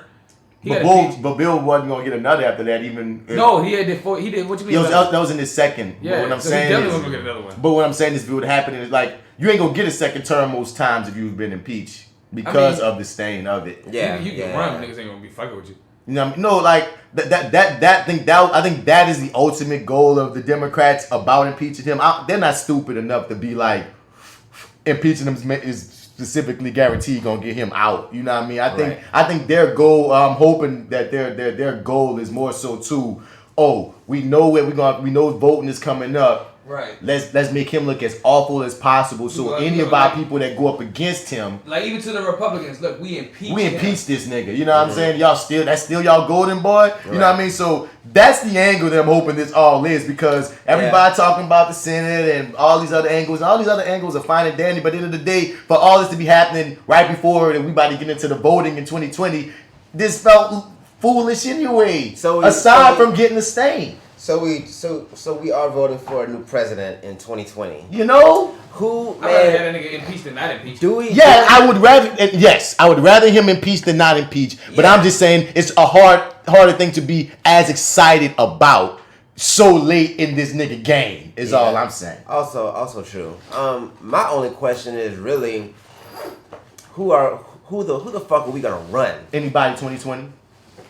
Anybody? I don't know. Familiarity is no. Pause. What I'm saying by anybody is anybody but Trump. That's what people. That's what I'm saying. I don't know. That's what people. Familiarity. I just can't say any fucking body. I think we need to. No. You're talking about what other people are saying, Joe. No, these sayings aren't actually what type of person should run. We just need to run the right person. I don't want to just take any. Right now, no. I would take anybody but Trump. I mean, because at the end of the day, I know I'm not voting for Trump. Yeah. So whoever is there, I'm going to vote for. That's what I'm saying. It's going to be anybody that's there. Man, now, I hope whoever is there is what you're saying, the best person for the job as well. But whether they're the absolute best person for the job, I know I'm going to most likely pick them before I pick Trump. It's not like I'm not going to vote. So I'm going to vote. I'm going to walk into this ballot, and I'm not going to pick Trump. A candidate. It's like, all right, whoever this is. Now, that person really could be named whoever this is. And I'm going to vote for them over Trump. Right. Now, who we should actually get, who the fuck knows, man? There's so many names trying to still hit. There's still new niggas coming out still. Right. Still. Yeah, I'm Some new black dude came out recently. I was seeing him on the Breakfast Club. His name like Javon something. I was like, damn, nigga. They got niggas that dropped out and you coming in? What's up, y'all? I got the money from dope. You fucking nigga. Right. Dog, miss me with the nigga shit. Yo. Come on, dog. We need a president that knows the fuck he's doing. You need a hip hop president. Inside joke. Man. But whatever, Trump. Yeah. Tekashi gets 2 years, man. That boy thought say something, they gonna kill him. They gonna kill that nigga. If he ain't take them 2 years in solitary, they gonna fuck him and they gonna kill him. I don't know if they gonna kill him though, but they got a raffle on that booty if you go to Gym Pop. They gonna fuck him. They been having a raffle on that booty since they gonna 6ix9ine his ass all night. Oh boy, you hear me? When they said that boy got 2, I know that boy face cracked because he thought he was getting out. Hold on, because the rumor came out that he was only getting 10 doc, and people was like, damn, you still got to do 37. Yeah. And then the rumor started happening like, no, he getting out on Wednesday. He getting out Wednesday.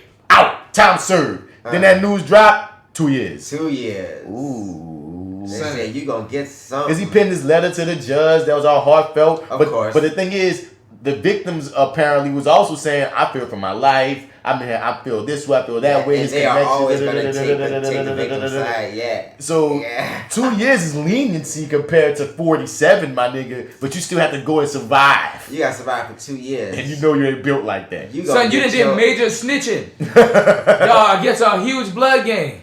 And you're going to jail. Where they are. You know what I mean?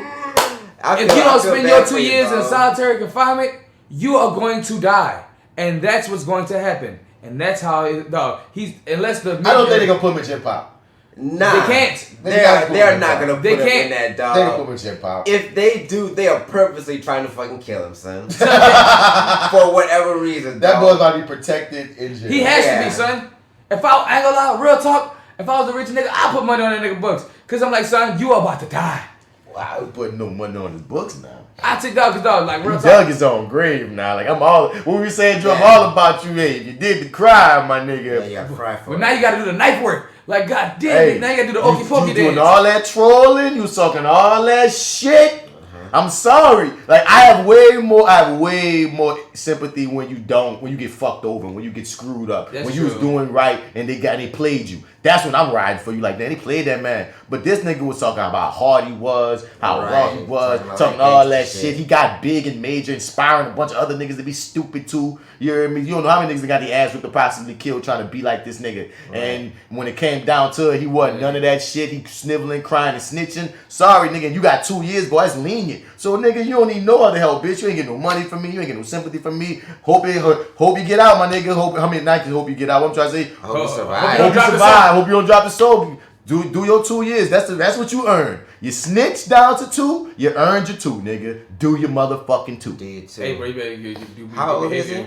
Like 24, 23. Something like that in that so ballpark. So you still look like a young nigga. He gonna go get out at 28. Yeah, he gonna get 27, out. some shit like that. He Bro. thought he was gonna get out and make records. You know he just signed a record deal. Guess what? He just signed a recent record deal because they even thought he was gonna get out from all that snitching. It's been to make money off the Golden Goose. Yeah. Whether good publicity is bad publicity, you know, whatever. I'm a snitch, I'm a bitch, I'm a snitch. Don't do nothing wrong with me. I'ma tell the police, CIA, That they boy's really know me. 23. 23 and snitching out here, they wishing that they can catch me. And he's a victim to a degree too, because Yeah, boy, like he's so young. And they kidnapped him, dog. Okay, They tortured him. okay, that other side of it as well. I'm not talking. That's true. I mean, what I was speaking of him being a victim is just this generation that he's in. Yeah. Like he got taught that shit was cool, He got and caught up. he got caught up. So I'm not gonna just be devoid of any empathy for the little nigga, because when still a little motherfuckers, nigga, dog. you're young. You know what I mean? It's not like you're a young nigga, because that means you're 23 now. It means you was doing this shit at like 19, 20. So you was just a dumb young nigga and you got caught up. And then you throw the gangster sides in of getting kidnapped. There's sympathy there for you, dog, but not sympathy enough for me to throw no money on your books. I think you need to be getting out anytime Yeah, soon. I'm not throwing money to no fucking celebrity. You hear me? 2 I be years. thinking about what J. Cole said. You know what I'm saying? Not too much. Like he said, I prefer Tekashi. They want him to rock. But the part I think about is when he said, I picture inside of a cell on a cot, thinking about was it worth it or not. Mm-hmm. You know, That's real. And I was like, damn. And to me, you do that for 2 years. Do that for you. Because the thing is this. I don't like. I'm getting more and more. And that's part of. I guess with age as we all get older. I'm not always with you holding a nigga for life for something that they did when it was like 19, Right. 20 and shit. You know what I mean? Because my 18-year-old self compared to my 30-year-old self is light years mentally. You know what I mean? So a motherfucker should be punished. But giving him 47 was excessive. Like, when they was talking 50 years for that shit, and you just looking at an impressionable 19, 20-year-old got caught up in some dumb shit because that's the culture we in, that man don't deserve no fucking 40, 50 years. But he deserve to do some fucking punishment. You know what I mean? They're probably just trying to pressure him, you know? Yeah. But like, if he didn't snitch, try to squeeze that boy. He was gonna get some time. Now, I don't know what he would. I don't know. Maybe he wouldn't have, like you said. Maybe he wouldn't have got the full 50 if he didn't snitch. But they was gonna at least try to give him 20. And if you facing 20 for something that you did at 20, that's pretty hardcore. Especially since he ain't pulling no triggers. You know what I mean? Like, there's certain things I'm like, nah, nigga, I'm rape, murder. Certain things I'm like, nah, nigga, you did some shit. But nigga, you just was kind of involved in some shit, trying to be down. I was funding the crimes. You need to get some punishment, bitch. But you need to get the kind of punishment that you can learn from it and still have a life. Because the point of jail originally, I thought, was for you to be like learning from some of your transgressions or something, right? Like, at least conceptually. I know it's not that. It's really monetary and other shit. But damn, can we at least pretend to subscribe to the concept a little bit? Maybe. Anyway, J.R. Smith's wife. I don't know if to put this in sports or not. Because it's really about the wife. But J.R. Smith's wife, man, what's her name? I don't know, prayer lady. Prayer lady. This lady here, man, what's her name? What's her name? Because everybody been talking about this Jewel. Her name is Jewel Harris. She was on Instagram going in with this 10-minute prayer. Okay. 10-minute prayer. I'll play some of it. But the bones about it is her and J.R. Smith still married. Mm-hmm.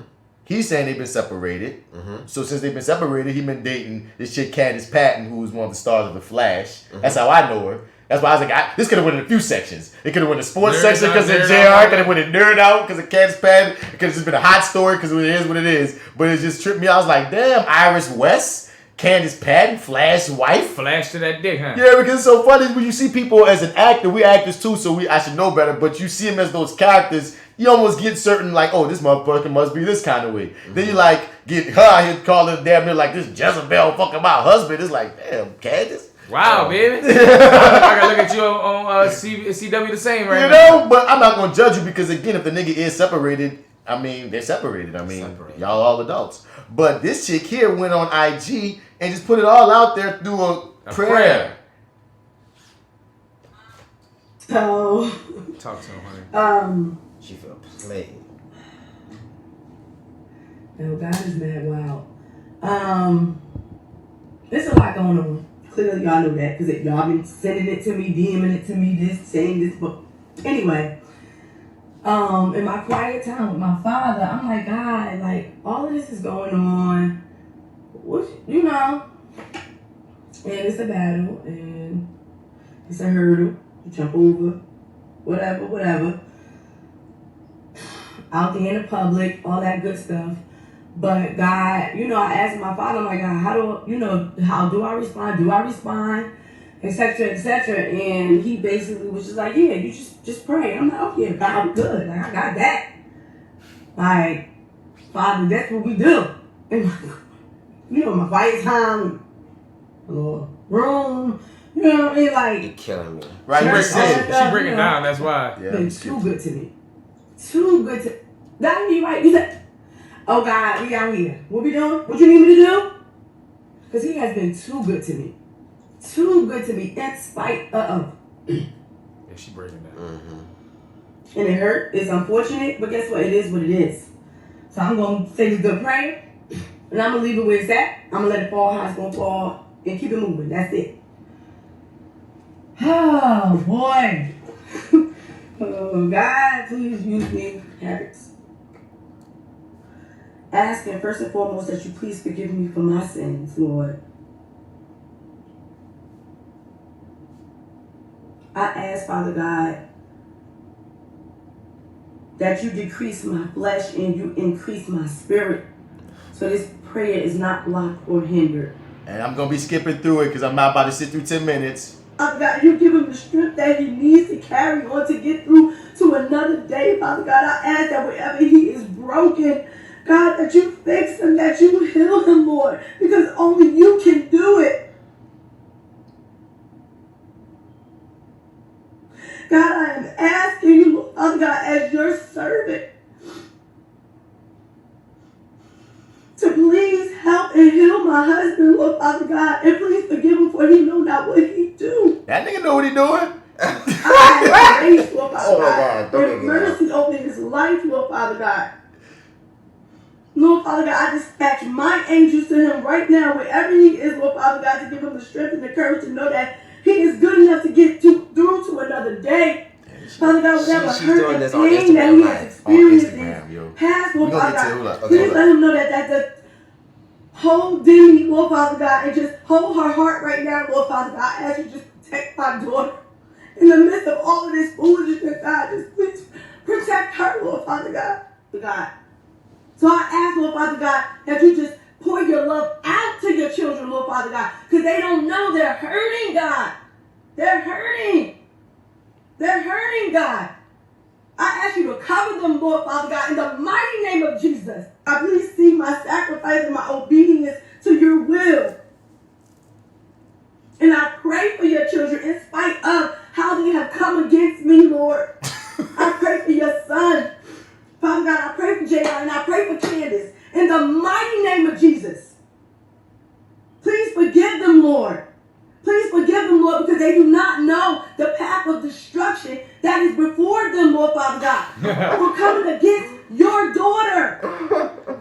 Oh, shit, I got to that point. I ain't know I got that deep. God, heal them. God, heal me. Help me, Lord. Help me in the mighty name of Jesus. No weapon, God. No weapon formed. But we all need help. We are for it to not be hindered, Lord Father God. Cover us all in this world. We all need Candace. In the mighty name of Jesus, save me. You will never leave or forsake me, Lord Father. We're all suffering, Lord Father Jesus. In the mighty name of Jesus, Lord, help your children. For her to go out here, Lord Father God, and seek a married man. Oh. Father God, I just pray that you give her grace and mercy, Lord Father God, through all of this, Lord Father God. I lift her up, Lord Father God, wherever she is broken, to heal her broken heart, Lord Father God, and let her know at the end of the day, it is you that can fill all voids, Lord Father God. You are the only one that can fill any and all voids in our lives, Lord Father God. So I ask, Lord Father God, that you just pour your love out to your children, Lord Father God. Because they don't know they're hurt, man. Father God, I just pray that you... Yeah, so I think I skipped around and found all the main parts that she was hitting for on this IG Live prayer. That shit was crazy. And it's been getting, a lot of different reactions, of course. Some people, of course, are like, yeah, girl, that's inspiring, man. You know what I mean? Child of God. You know what I mean? You inspire me. I'm going through something similar and God got you and da-da-da-da-da-da. She got support. They got some people say this bitch crazy. They got some people that's like, man, like, why'd you even putting that out on the IG? You could pray, but why'd you have to put it on IG? The Bible said prayer should be sacred. Some people, it's a bunch. What you say, son? Pretty shady ass prayer. But very okay. But I understand it's also seemingly therapeutic. Yeah, I am of a few minds about this. Okay, gotta be. Nothing about it is static at all. No. Okay. Yes. Number one, you lose a little bit of my respect for it just by virtue of putting it on Instagram. Okay, that screams I'm seeking attention. Okay, I don't like that. If you really have a problem, like if you're really hurt, fine. But attention seeking for it is a completely different fucking animal. It puts a black stain on your fucking motives. Now what her counter is, it's because this most likely what she'll say is, since everyone keeps asking her, what she's saying, this was just her answer and her response to people that keep asking her questions. You don't have to fucking answer that. Like, this is a... You answer that with a prayer? Or you feel like you need to because if someone keeps poking you, at a point as a human being, you're going to want to say something. But then you go throw shots or shade? I mean, I don't think she planned this. I think what she planned on doing and what happened was two different things. Yeah. Candace's name came out of her mouth. I don't think she planned to say Candace, but it came because, she still was salty. Candace. Lord, heal her whole heart. If you are constantly being asked, dude, like, and I'm not saying you're wrong in any way. I'm just throwing the counter of that's a counter. Like, I don't think it's relevant. It's not a relevant counter. You can say, because people keep on fucking asking and you, they're famous, but you are being like mad petty about this shit. You know what I'm saying? Like, there are like multiple ways of responding to a fucking question. You know what I'm saying? You try to take the high road by praying. You chose this way. I don't think that was a solid fucking move. Now, I will also say this, though. I think she really is hurt. Oh, ain't no think about she that. She is obviously very fucking hurt. Yeah. You know what I'm saying? But the fucking, bruh, y'all are separated. Maybe. Allegedly. I don't know. Allegedly. I mean, you screaming y'all married, he screaming y'all separated. I don't know all the details. See, that's a very major point of it for me personally to have a full like a full on like real opinion about this shit then, because in my mind, if y'all both mutually agree to separate for the time fucking being and can date other fucking people, then why are you doing this? Because relationships are messy.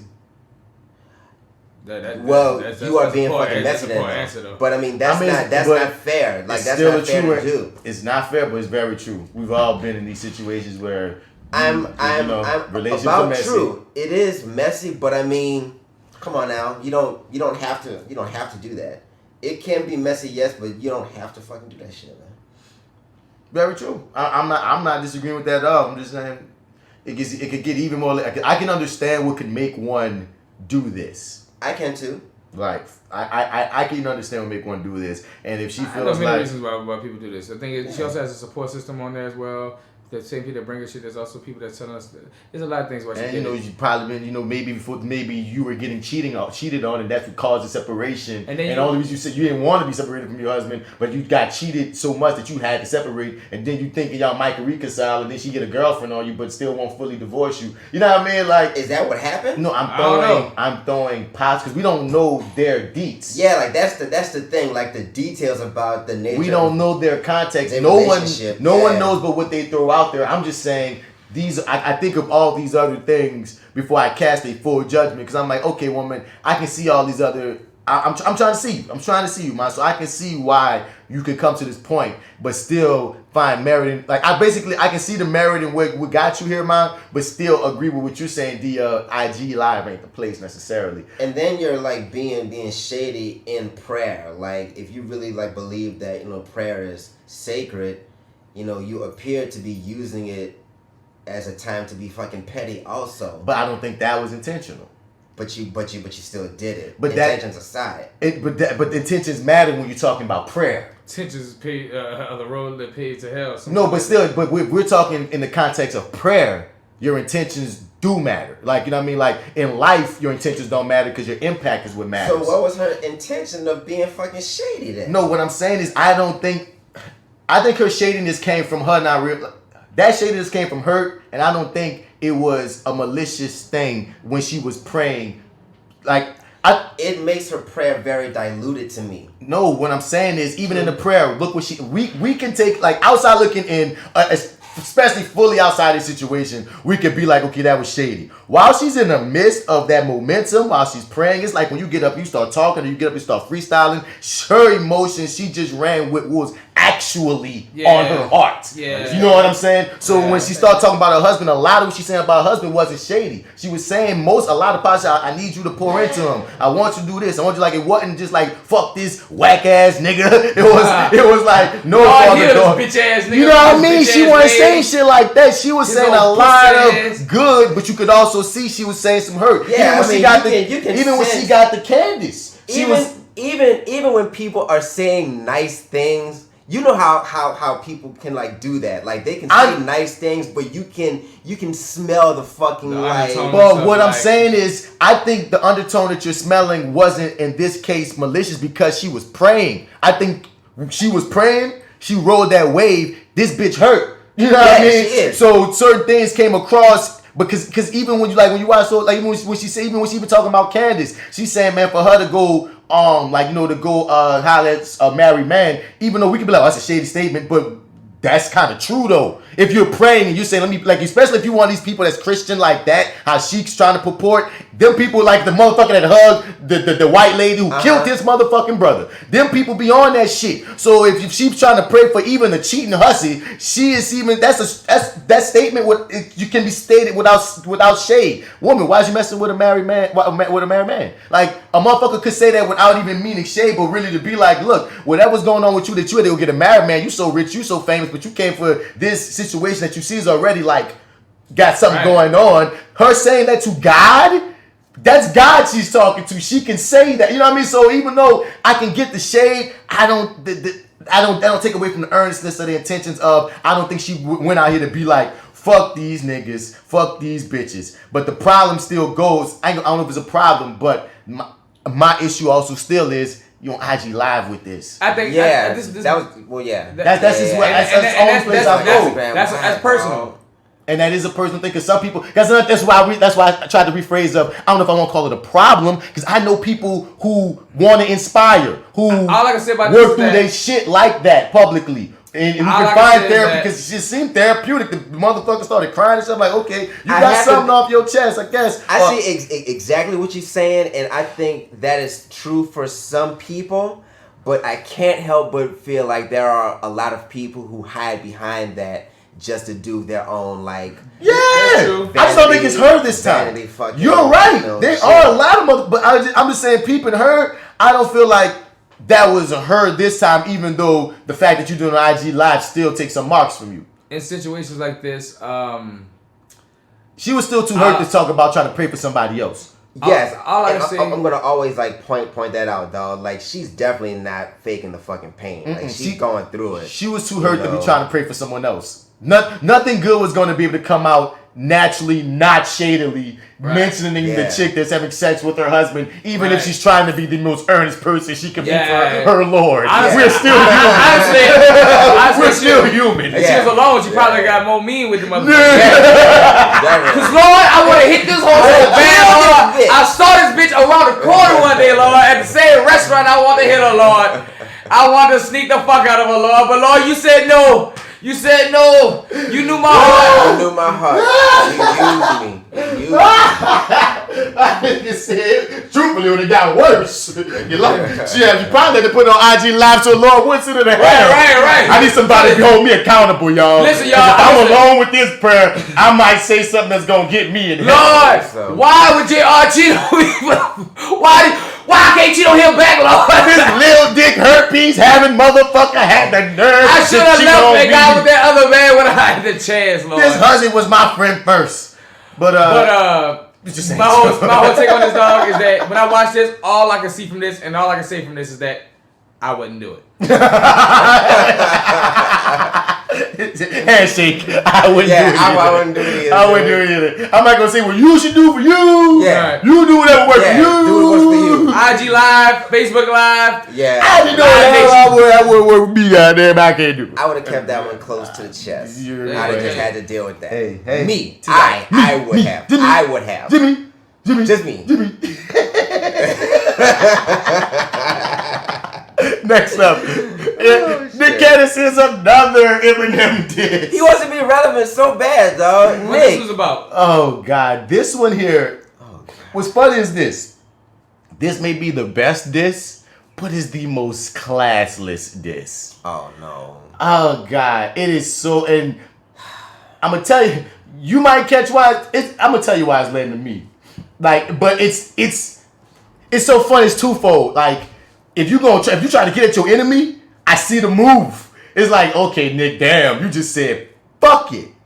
Okay, but then I'm looking at it like, but this kind of low brow. So what he did was, remember, that was all that controversy that from that leak tape when like Eminem was 18, he called it a black chick. He said fuck black chicks because his black girlfriend at the time dumped him, so he got mad, made a whole freestyle song saying fuck black bitches because he was hurt, and that shit like got leaked like maybe like 10 years ago, and he had to explain that whole situation and blah blah blah blah blah. So Nick went and grabbed. Of course, he went and grabbed it. He grabbed it and made it the hook for this diss. So again, see what I'm saying? It's like yo, like okay, if you got beef with a nigga, like you know, like it. I see the hit. 2019, y'all still rocking with him? Yeah, I see the hit, but it's kind of whack. Let's just go to song. Go to song. Fuck it.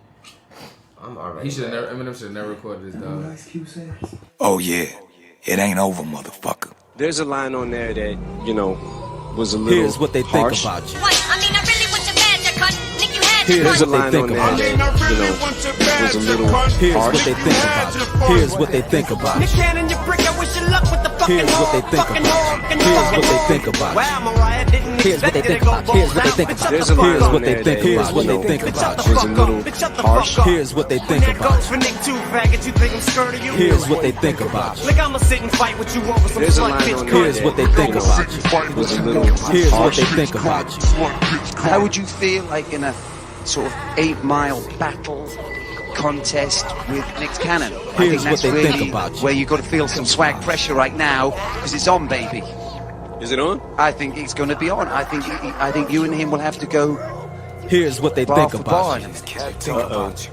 How you feel about Here's that? what they think I didn't about you. plan on taking it to that level, man. I didn't want it to, you know what I mean? Like, I didn't want it to get to that level. You might be on the losing team. Hopefully it doesn't, but... Here's what they think about you. Here's what they think about you. Here's what they think about I you. ain't saying this shit again, ho, you know what it is. Here's what they think about you. That pussy got him neutered. Tried to tell him this chick's a nut job before Here's he what got they his think tooth clipped. about you. Here's what they think about you. Chick's a nut job. Here's what they think about You're you. not gonna do shit. Here's what they think You're about not you. gonna do shit. You're not gonna do shit. Here's what they think about You you. know, man, it's like this. Like, the way I look at it, I said it. It wasn't, you know, it wasn't like I had no idea that he was gonna take it like he took it. He took it. I had no personal. idea that Nick Cannon was gonna start wilding out on. Think about it, punk motherfucker. He been disrespecting our queens for years. Matter of fact, won't you tell him how you really feel, Marshall? Black girls are bitches. Black girls are dumb. What? Black girls are bitches. Black girls are dumb. Black girls are bitches. Black girls are dumb. You might win some, but you just lost one. Black girls are bitches. Black girls are dumb. What? Black girls are bitches. Black girls are dumb. What? Black girls are bitches. Black girls are We dumb. let you be a guest in this house, but now you cancel.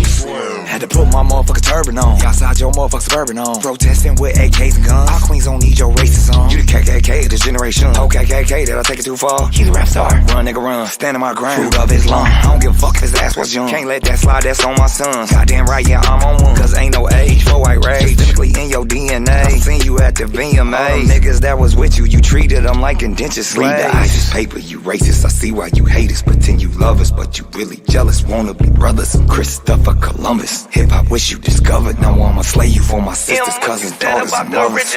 Black girls are bitches. Black girls are dumb. What? Black girls are bitches. Black girls What you are say, dumb. him? Black girls are bitches. Black girls are dumb. You might win some, but you just lost one. Black girls are bitches. Black girls are dumb. What? Black girls are bitches. Black girls are dumb. Motherfucker, what? Black girls are bitches. Black girls are We dumb. let you be a guest in this house, but now you cancel.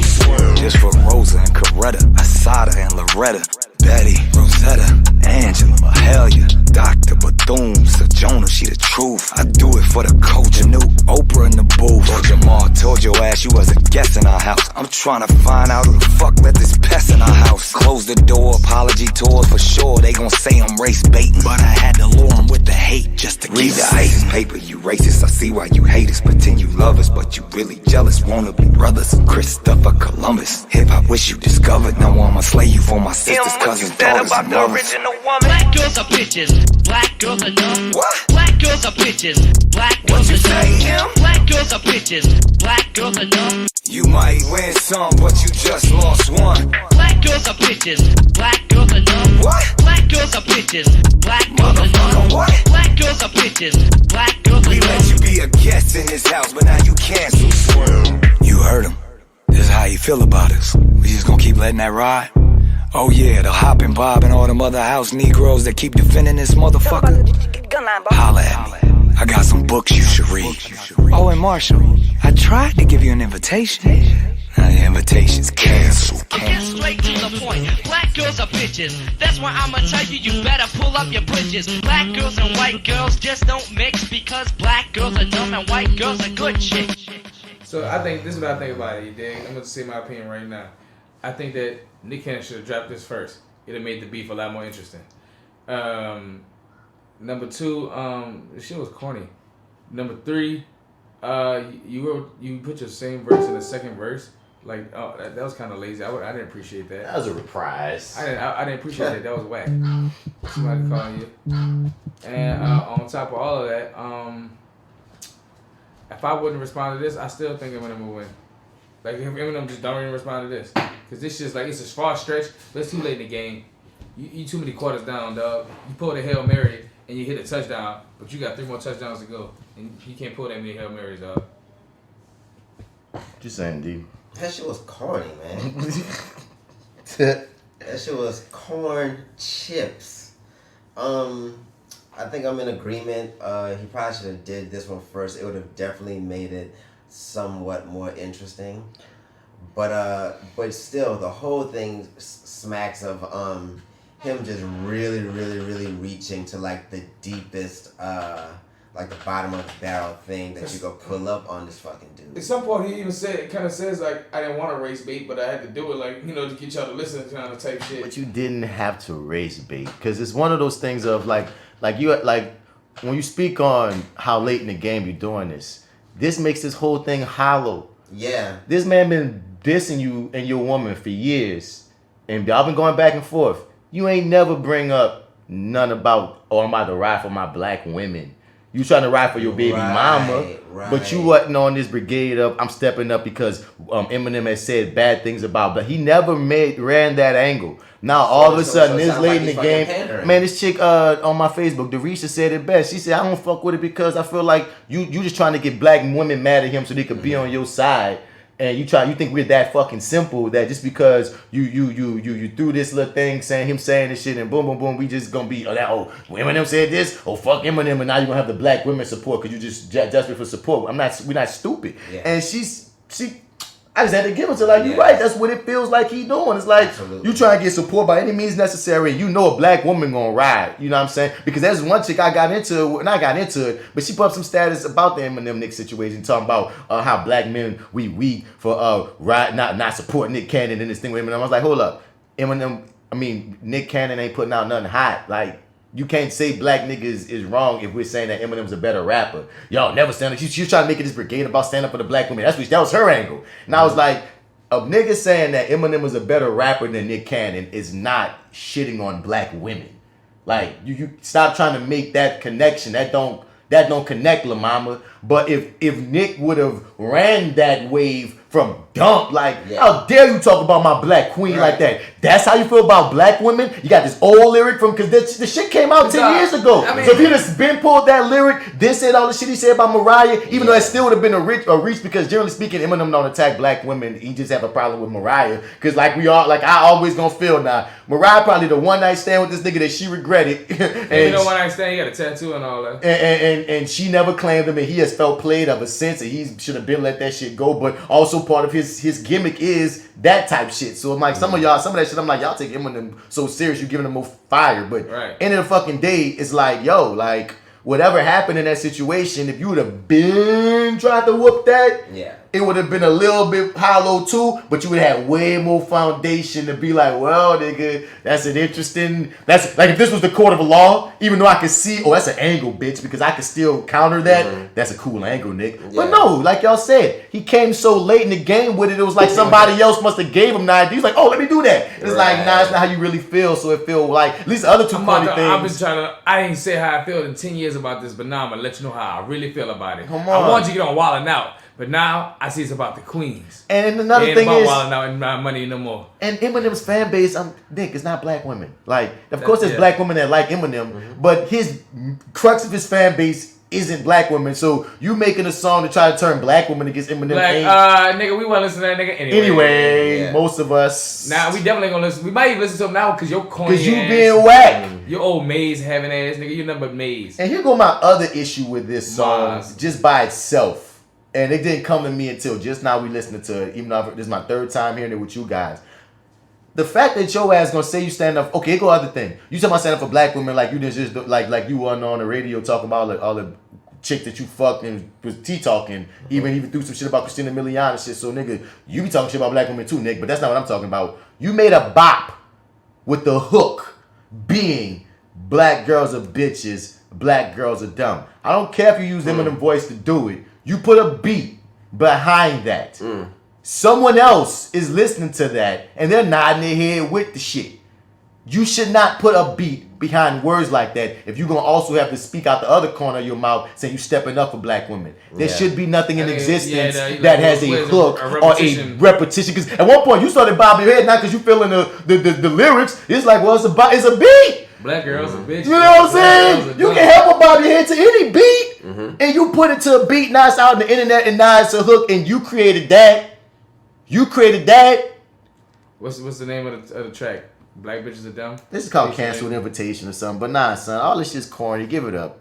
Give it up, Nick. Give it up, I said this recently, dog. Honestly, Mariah Carey had the best Eminem diss video anyway. Yeah, I still love it. Let her handle that. So obsessed with me. Let her handle that. That shit is still hilarious. No. So we about to get out the starter section now. But I do want to shout out Quavo making movies now. Apparently, that's cool. He started doing a lot of directing. Yeah, get your production on. Videos, so, you know. Get your production on. And, a lot of the business. Would you get a Louis Vuitton condom? Because apparently that's the thing. No. Listen, dog. I'll fuck in it, but I ain't about to go buy it. I ain't about to buy it. If you give it to me, I'll use it. I'll use it. But there's no way I'm buying $68. No. $68? I'm not about to fucking that. Just to fuck you with a Louis condom? I don't do nothing different. It's just Louis. It's just a Louis condom. That's rich nigga shit. That's Man, all that is. And the Louis is only on the package and not even on the rubber. Oh no, it is on the rubber. It's on the rubber. Okay. It's embossed. It's embossed. I see it. I guess it's the ribs. Yeah, I see it if it's a close up. Still, fuck that. You can give it to me though. You can give it to me. Yeah. Listen, I'll bust that bitch. I would happily pull that bitch out. What you about to pull out? I got that Louis condom. I got a whole lady. I ain't even using condoms and shit. I pull it out just to be. I got that bitch. If I got a Louis condom, dog, that bitch better let me know I got that 100%, not that 99. That's how much I care. Right. I care this much about protection. You have luxury protection. Bitch, I put 60 and I'm about $70 to fuck you in on. fashion, ho. Yeah. Fashion fucks that ass. Bitch, this dick about to style. Can I style you down? Let's get into that Bats Nerd Out moment. Bats Nerd Out moment. Bats Nerd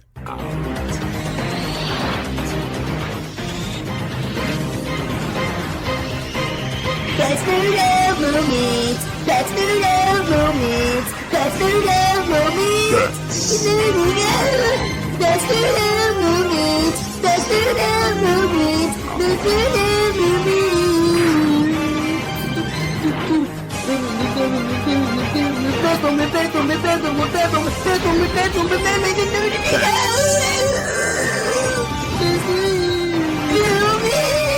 But first up in Bats Nerd Out moment, man. Y'all been hearing about the drama going on with Orlando Jones. Mm-hmm. What's going on with Orlando Jones? Well, his character, Nazi from, what's his, Orlando Jones. Yeah, from American Gods, got cut. And there's all this controversy because, he was talking about how basically they cut him because he was speaking too much real shit in that race, about race and stuff. Have you ever seen any, so you never seen any of the clips? I seen one or two clips. Yeah, he a Nazi. Ooh, the storyteller. And his storytelling is so deep. Oh, he talks about that black shit. You know what I mean? It's like, yo, like he murders it. Like, Isn't that in the writing? He helps write him.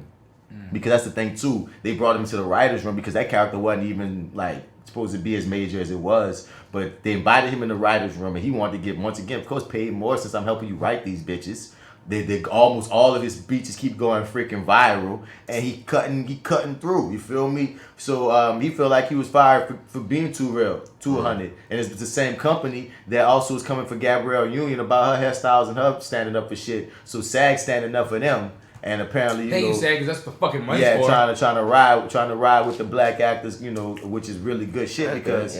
Yo, like, cause a lot of big studios try and bully you and shit, and I'm all about your beliefs, dog. When it's some real shit, you know what I mean? It's something like this man talking as a fictional character about racial injustice, and out the blue you cutting him out because some of it was too real for you. No, fuck you. Old girl, she's wearing black hairstyles and talking about inclusion. You have a problem with her being so blunt about it, man? Fuck you. So I'm glad they got niggas asking for basic things and doing like basic art shit. So like, dog. There's no way in the world you would say this about a nigga writing about Vikings and other shit. Jew writing about, how much they hate the Nazis or whatever the hell went down, being whatever, you know what I'm saying? But, of course, the power of blackness is often intimidating, so shit comes with it. And speaking of that, man, there's a John Henry trailer. Okay. Because there's 2 John Henry movies coming. One starring The Rock. Of course it is. And one starring Ludacris and Terry Crews. It's not Ludacris as you. Oh, right. You ain't start off like that, dog. I'm sorry. I forgot Terry Crews' name right fast, so I was trying to stall by saying Ludacris' name first. Ludacris is John Henry. Trying to stall, my nigga. Fuck out of here, man. I'm going to see The Rock. He said, waiting for The Rock. Why peep this are up. there 2 John Henry movies? There's always, niggas be trying to make money, man. That's the only way I can put it. They had 2 Peter Pan movies, 2 Jungle Books. Oh, really? Yeah, bro. We stay coming with that 2 for shit, nigga. Like, because the thing is, once like some certain folklore falls into public domain, and when it does that, people try to different studios can get the rights and make the money. I think they be having meetings where it's like, Well, nigga, let's make a better one. You want to have a battle on it? I wouldn't be surprised either if something like that happened, or even if it wasn't an official battle, if what you just said, like if a studio heard another studio doing it, were they doing it? Oh, let's make a better one. Right. We can make a better one. You got Ludacris and Terry Crews. Oh, we can get The Rock. Unleash the Rock. Unleash the Rock. Unleash the Rock. That nigga Dwayne Johnson about to come in that motherfucker, that music, the rock music about to break down. You gonna come in that? Box office hit. One eyebrow later, box office hit. Box office. Like, anything Rock ever touched was a box office hit, dog. But I think it's cool. I don't mind having two of something black because we often don't have that. You know what I mean? I'm gonna see both of them. And I'm gonna see both. I'm gonna support both of them. And I'm gonna shit on whatever one that ain't cold. I'm not gonna still shit. see both of them. I'm not gonna shit on any of them publicly, but amongst each other, we're gonna shit on some. That's what we do. And Alpha, we like to say when the house is secure. Yeah. When the house is secure for the black folk, we good. But in public, it's gonna be both of them are the best thing ever. Go support black folklore, goddammit. Yeah. But let's see what this thing looking like.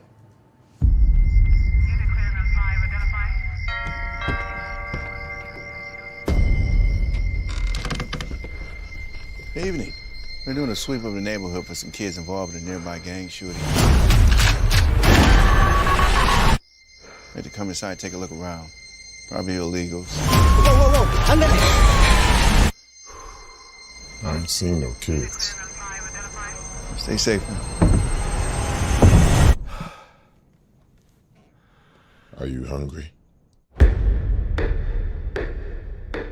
I think it'd be safer if you both stay here for a while.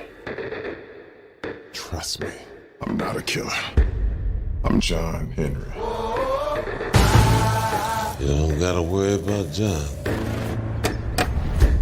When he was young, he shot the devil. We family, John. We got the same blood coursing through our veins. Heavy lies the crown. Watch how I keep it. My man woke up superhuman. Not anymore.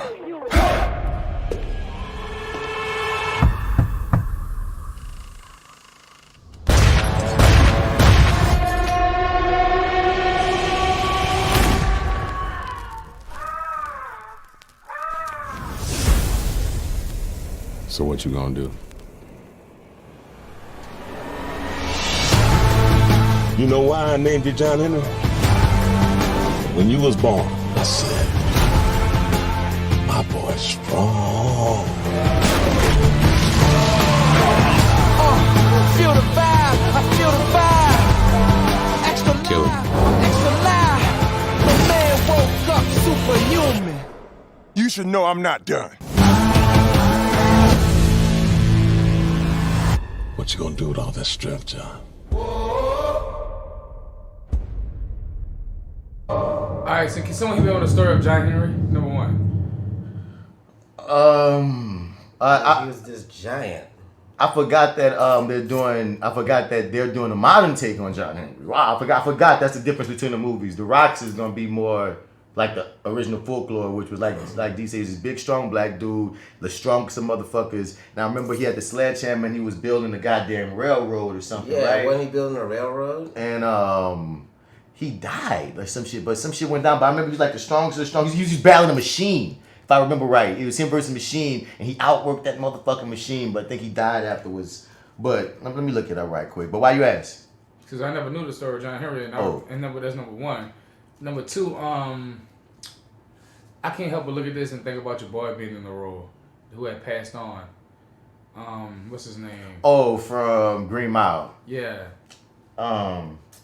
Big. We gotta find his name. We gotta give his respects. That's Michael. Michael Clark Duncan. Yeah.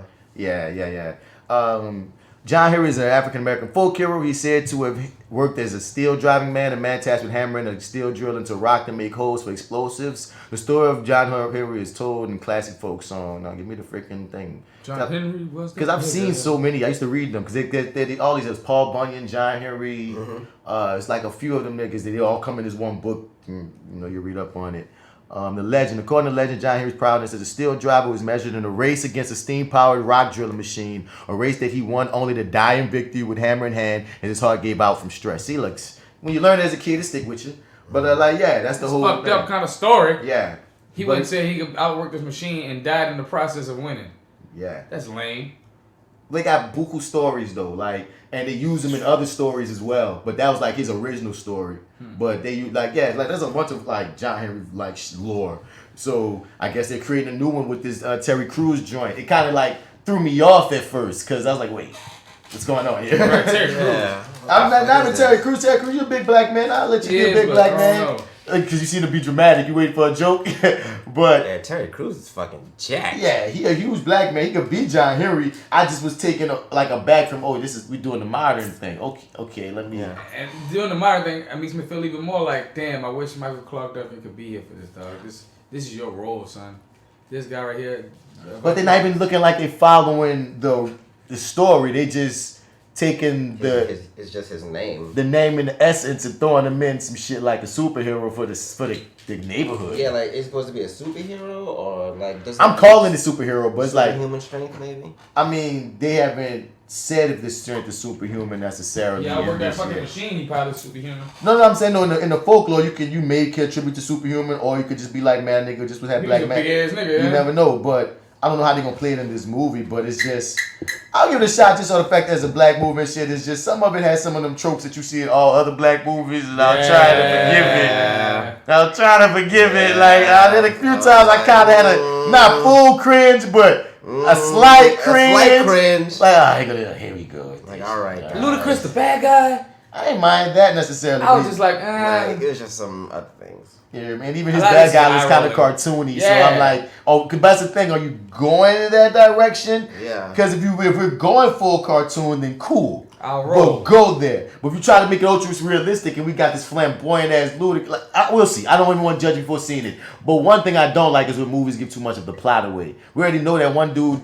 That Hispanic dude gonna die. Yeah, he gonna die. Shout out to my homie. He was in that show with me, The Oath, man. Cool ass cat. You know, something's gonna happen to him if anything else, at the very least. Yeah, they showed it in the trailer. I hate when they be showing that. Kidnappings, we just saw too much. Too much. You showed too much in the trailer. But you know. I want to see what the Rock one look like. That's all I ain't dropped yet. That's still in development. This one came first. You could probably have Rock chopping the tree down with one hand. Yeah, they're putting his back in the day where it's supposed to be set. So. We'll see how they play with The Rock. And most likely, because it's The Rock, it's going to be a lot lighter than this. Because this seems serious. This seems like, oh. You know why I named you Giant Henry? Because you're going to save the neighborhood, boy. You're going to save black people. You're going to bring us out of the struggle. You know, you saved us from slavery. John Henry. Giant Henry, the first Giant Henry. And this bud been passed down from I'm glad it acknowledged that it's a name that he passed down, and this isn't necessarily the Giant Henry. Yeah. It's like, listen, boy, you come Giant Henry blood. All right, the original Giant Henry. You come from Giant Henry blood. All right, this is Sledgehammer. Next up, son, Jennifer Hudson's Aretha Franklin First Blood. What you baby, I got what you need. You know I got it. All I'm asking is for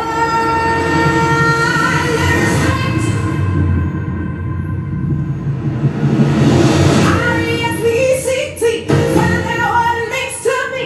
R-E-S-P-E-C-T. Oh, this was a teaser. Yeah. Oh, this is actually a teaser. Yeah. Okay, I can't really judge it. For most niggas, it's like, all right, we all know Jennifer Hudson can sing. But it felt like she was lip syncing. Like, I felt like her mouth and her lips wasn't matching all the time in this little thing. I don't know. But I do like Jennifer Hudson, so. I do appreciate her voice. It sounded almost like Aretha. Her biggest hurdle is going to be trying to get people not to see Effie White. Yeah. I think she'll manage. That's gonna be the biggest hurdle for this role because it's set in the same. same. Always hard. It's set in. But I'm saying specifically, it's because it's set in the same time, so it's gonna have a similar look as Dreamgirls, and you're dealing with the big character with the heavyset woman with the big voice, and they had some sass. So I'm of course we're gonna support the movies, Aretha Franklin, but that's gonna be your biggest hurdle as an actress. Is to get people not to see Effie White as Aretha Franklin, because that character already has Aretha Franklinisms in it. So you know it's just true. You know that's a toughie. She's gonna have to take a little bit. But the thing is, if she does her homework as an actor, Aretha, some things about Aretha need to come through strongly over everything else. Over the sassiness that she's going to naturally have and all things about Aretha. Something about certain moments we're going to have to see from her. She has a whole movie. Right. About her. The movie does it right. Mm-hmm. And she do a proper research as an actor, and the director and editor and everybody catch what they need to catch from that scene. We'll do it. But if they don't do it like that, then she going to be up in there talking about RESPECC, and I'll be like, we're not building this group to have you tear apart, Effie.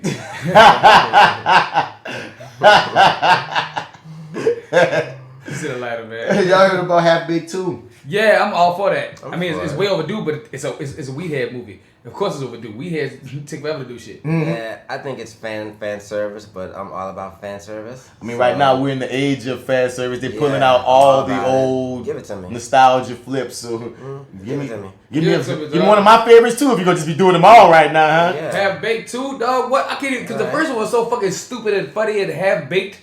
Fully Baked, then it's like what stupid shit y'all come up with now, dog? I would like to see a How High too. Mm-hmm. They didn't make that? It's supposed to be coming out, yeah. I think they already made it. They already made it? Yeah, but Method Man and Redman, because Method Man and Redman not really. They weren't in it. Oh no, I'm talking about the fucking real one then, the fucking one with Method Man and Redman. No, they were in it, but they weren't in it. Yeah, like, but that's what I'm saying. Like them as like the main characters again. Like that would be the true one for me. After that flop is not happening now. Like they did it with like, cause I remember having an audition for that. Oh really? Yeah, there was DC Young Fly and Yachty or something. Oh no. Yeah, no. it was like they found this like book. Yeah. That Red Meth left, cause like kind of show them how to time travel through with the weed or some shit like that. Or some shit like that. Oh man, that be flop though. It was poo la la. Yeah, it's unfortunate. But the first one was definitely genius. How High. I like that movie. It was a great send up. Stoner flick. It was just a great send up for some weed shit. I want to show you this, Devin, in particular, because I was like, what the hell? Did you see this new design for the ThunderCats Roar? Oh, I saw that shit. I felt bad for y'all. Like, I looked at y'all like, ooh, y'all gonna hurt. They're all base now. This? I don't know. Why they all look like Steve Universe? I think it's funny. I think that's what they're going for. Comedic element. Like it looks like they're going for comedy. I guess they're gonna be doing. Let me tell you something. Look, with characters like this, they're not gonna be the ThunderCats. You know, he's gonna be sarcastic ThunderCats. Yeah, they're doing that. Yeah, Teen Titans. Yeah. Now I love Teen Titans. I'm not mad at it. So I feel like I'm almost likely like this. I just didn't see it coming. I didn't. No. It's a very left field. That you go all the way back to ThunderCats and get them and do that for this. Yeah. I don't know what you do with He-Man then. And they're making a real He-Man when Kevin Smith's working on that. They going full bore for He-Man. Nice. Yeah. I used to love He-Man, but this looks cool because like I see what they're trying to do with it.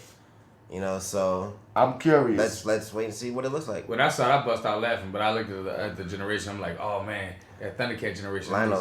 Specifically because it's imagine if they took Arnold Schwarzenegger. And then it's like looking at twins like Arnold Schwarzenegger and Danny DeVito or some shit, and made him Peter Dinklage. You know what I mean? Yeah. They did that with the Titans. You know what I mean?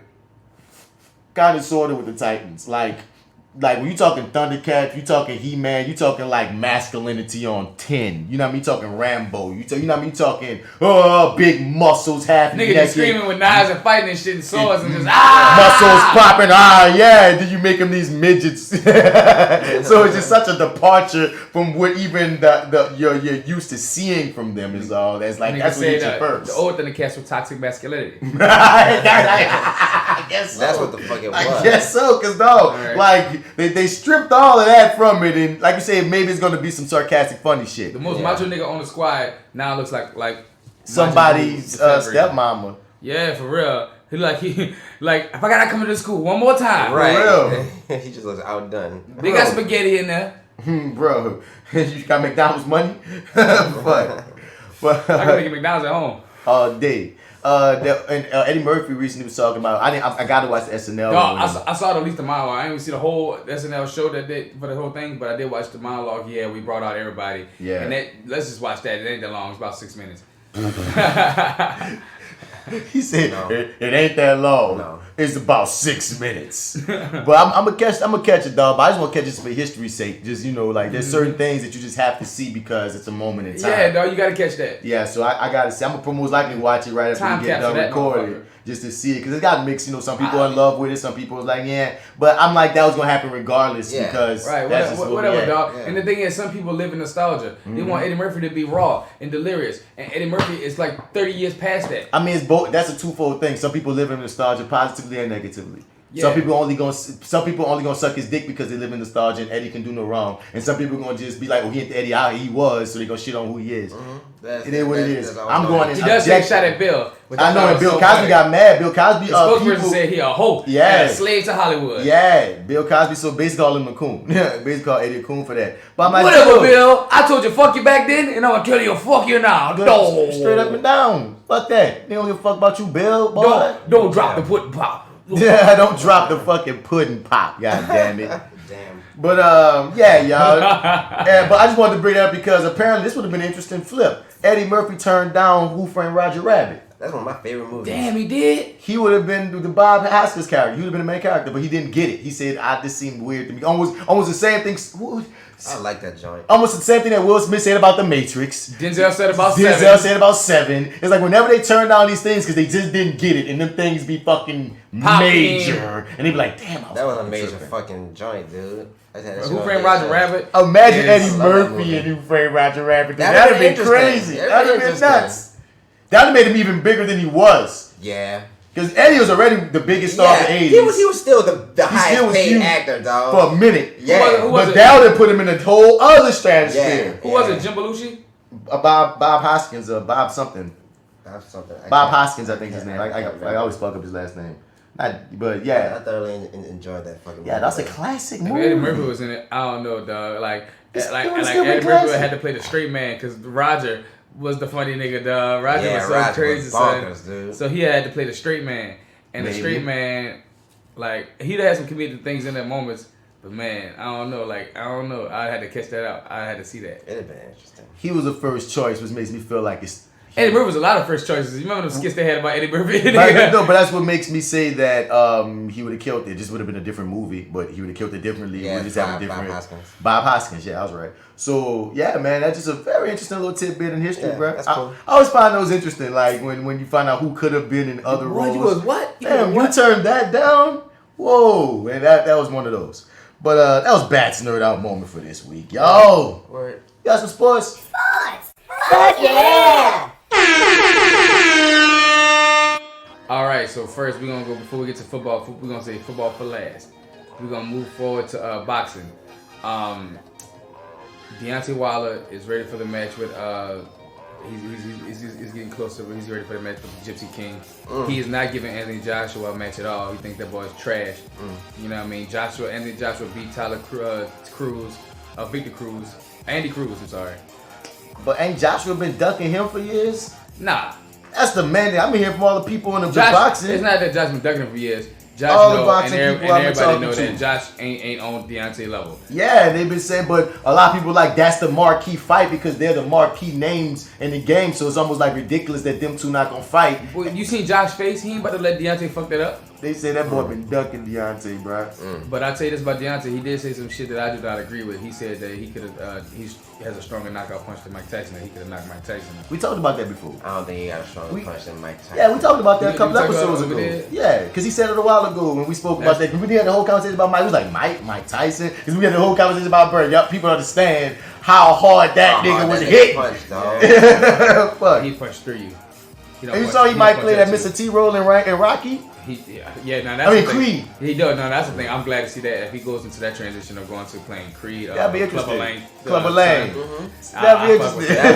You mean, dog? He I would like that. Yeah, he'll come at Michael B. Jordan ass nigga. Oh, pretty ass nigga. Yeah, right. He would do that so good. He would do that really good. I'm pity the fool. I'll pay to see him say it. Every day.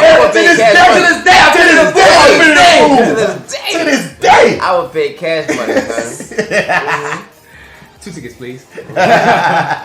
Son, I think, a hometown boy lost, not Zero. Actually, Zero's been on a winning streak. Yeah, they're killing it. Nice. But Regis, the other one. Yeah. The two light-skinned boxing niggas. Because he the top nigga but he with the been like, championship. he's more famous with it. The Rougarou.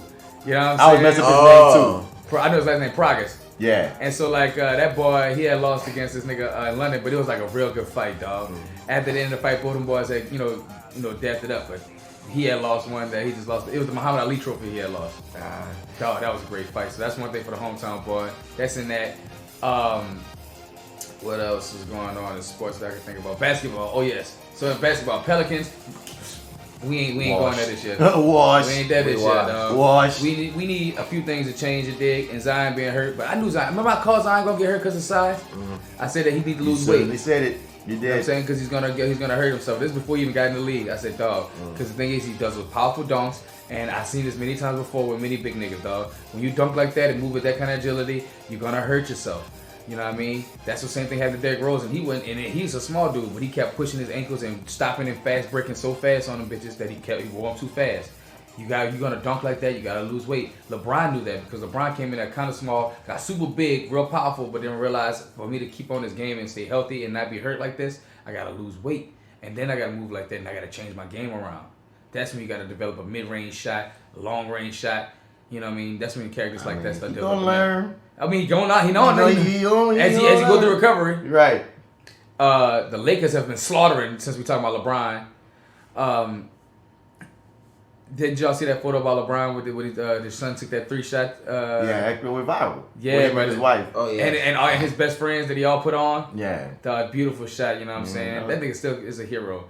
The Lakers, they've been going ham though, dog. I see them going to You saw that thing with Derrick Rose, they want to shake his hand? Yeah. Because LeBron was made to put I know that outplayed LeBron. You know what I'm saying? That's the funny shit about basketball. I understand it. It was a joke, but if I was Derrick Rose, I would have did the same thing. Like, get the fuck off me, LeBron. Don't fucking touch me, man. Stupid ass, man. Straight up.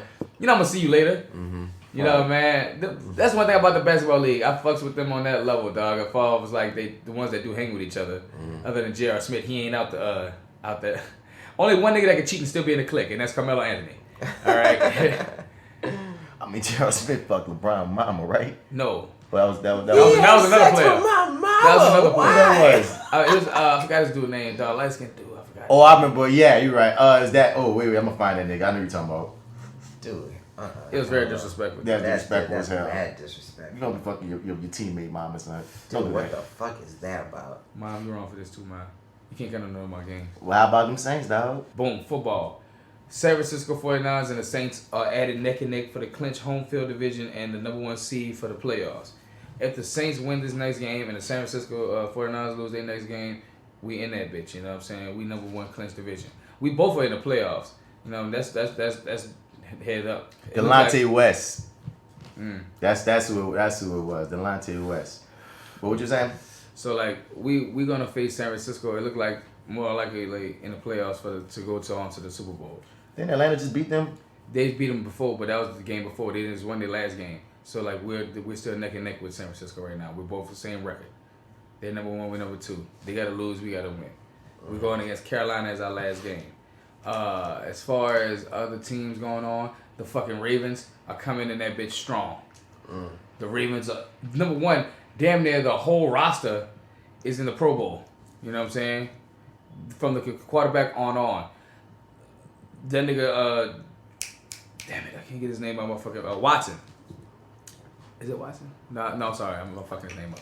Anyway, the quarterback for the fucking Ravens, that boy has broke Michael Vick record. Get that boy Peanut. You know what I mean? And Michael Vick gave him a congratulations on it, you know what I'm saying? Of like, he broke his rushing yard record.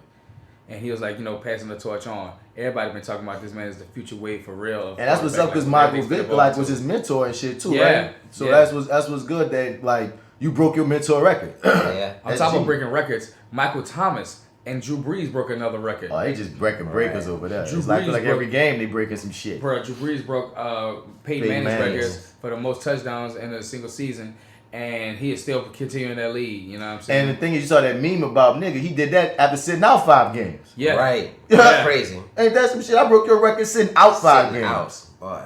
So that's a phenomenal. Michael Thomas broke the most receptions in a single season, which was Marvin Harrison's record that hasn't been broken since 2002. You know what I mean? So that means that his record is going to probably stand a long while because he broke it and stretched it. He not only broke it past his record, but put 2 more touchdowns. That's some shit to be able to pull off. Oh, yeah. You know what I mean? Period. That dude, Taysom Hill, is ridiculous. Oh, yeah. All right, he didn't play every man. Every position. Every man.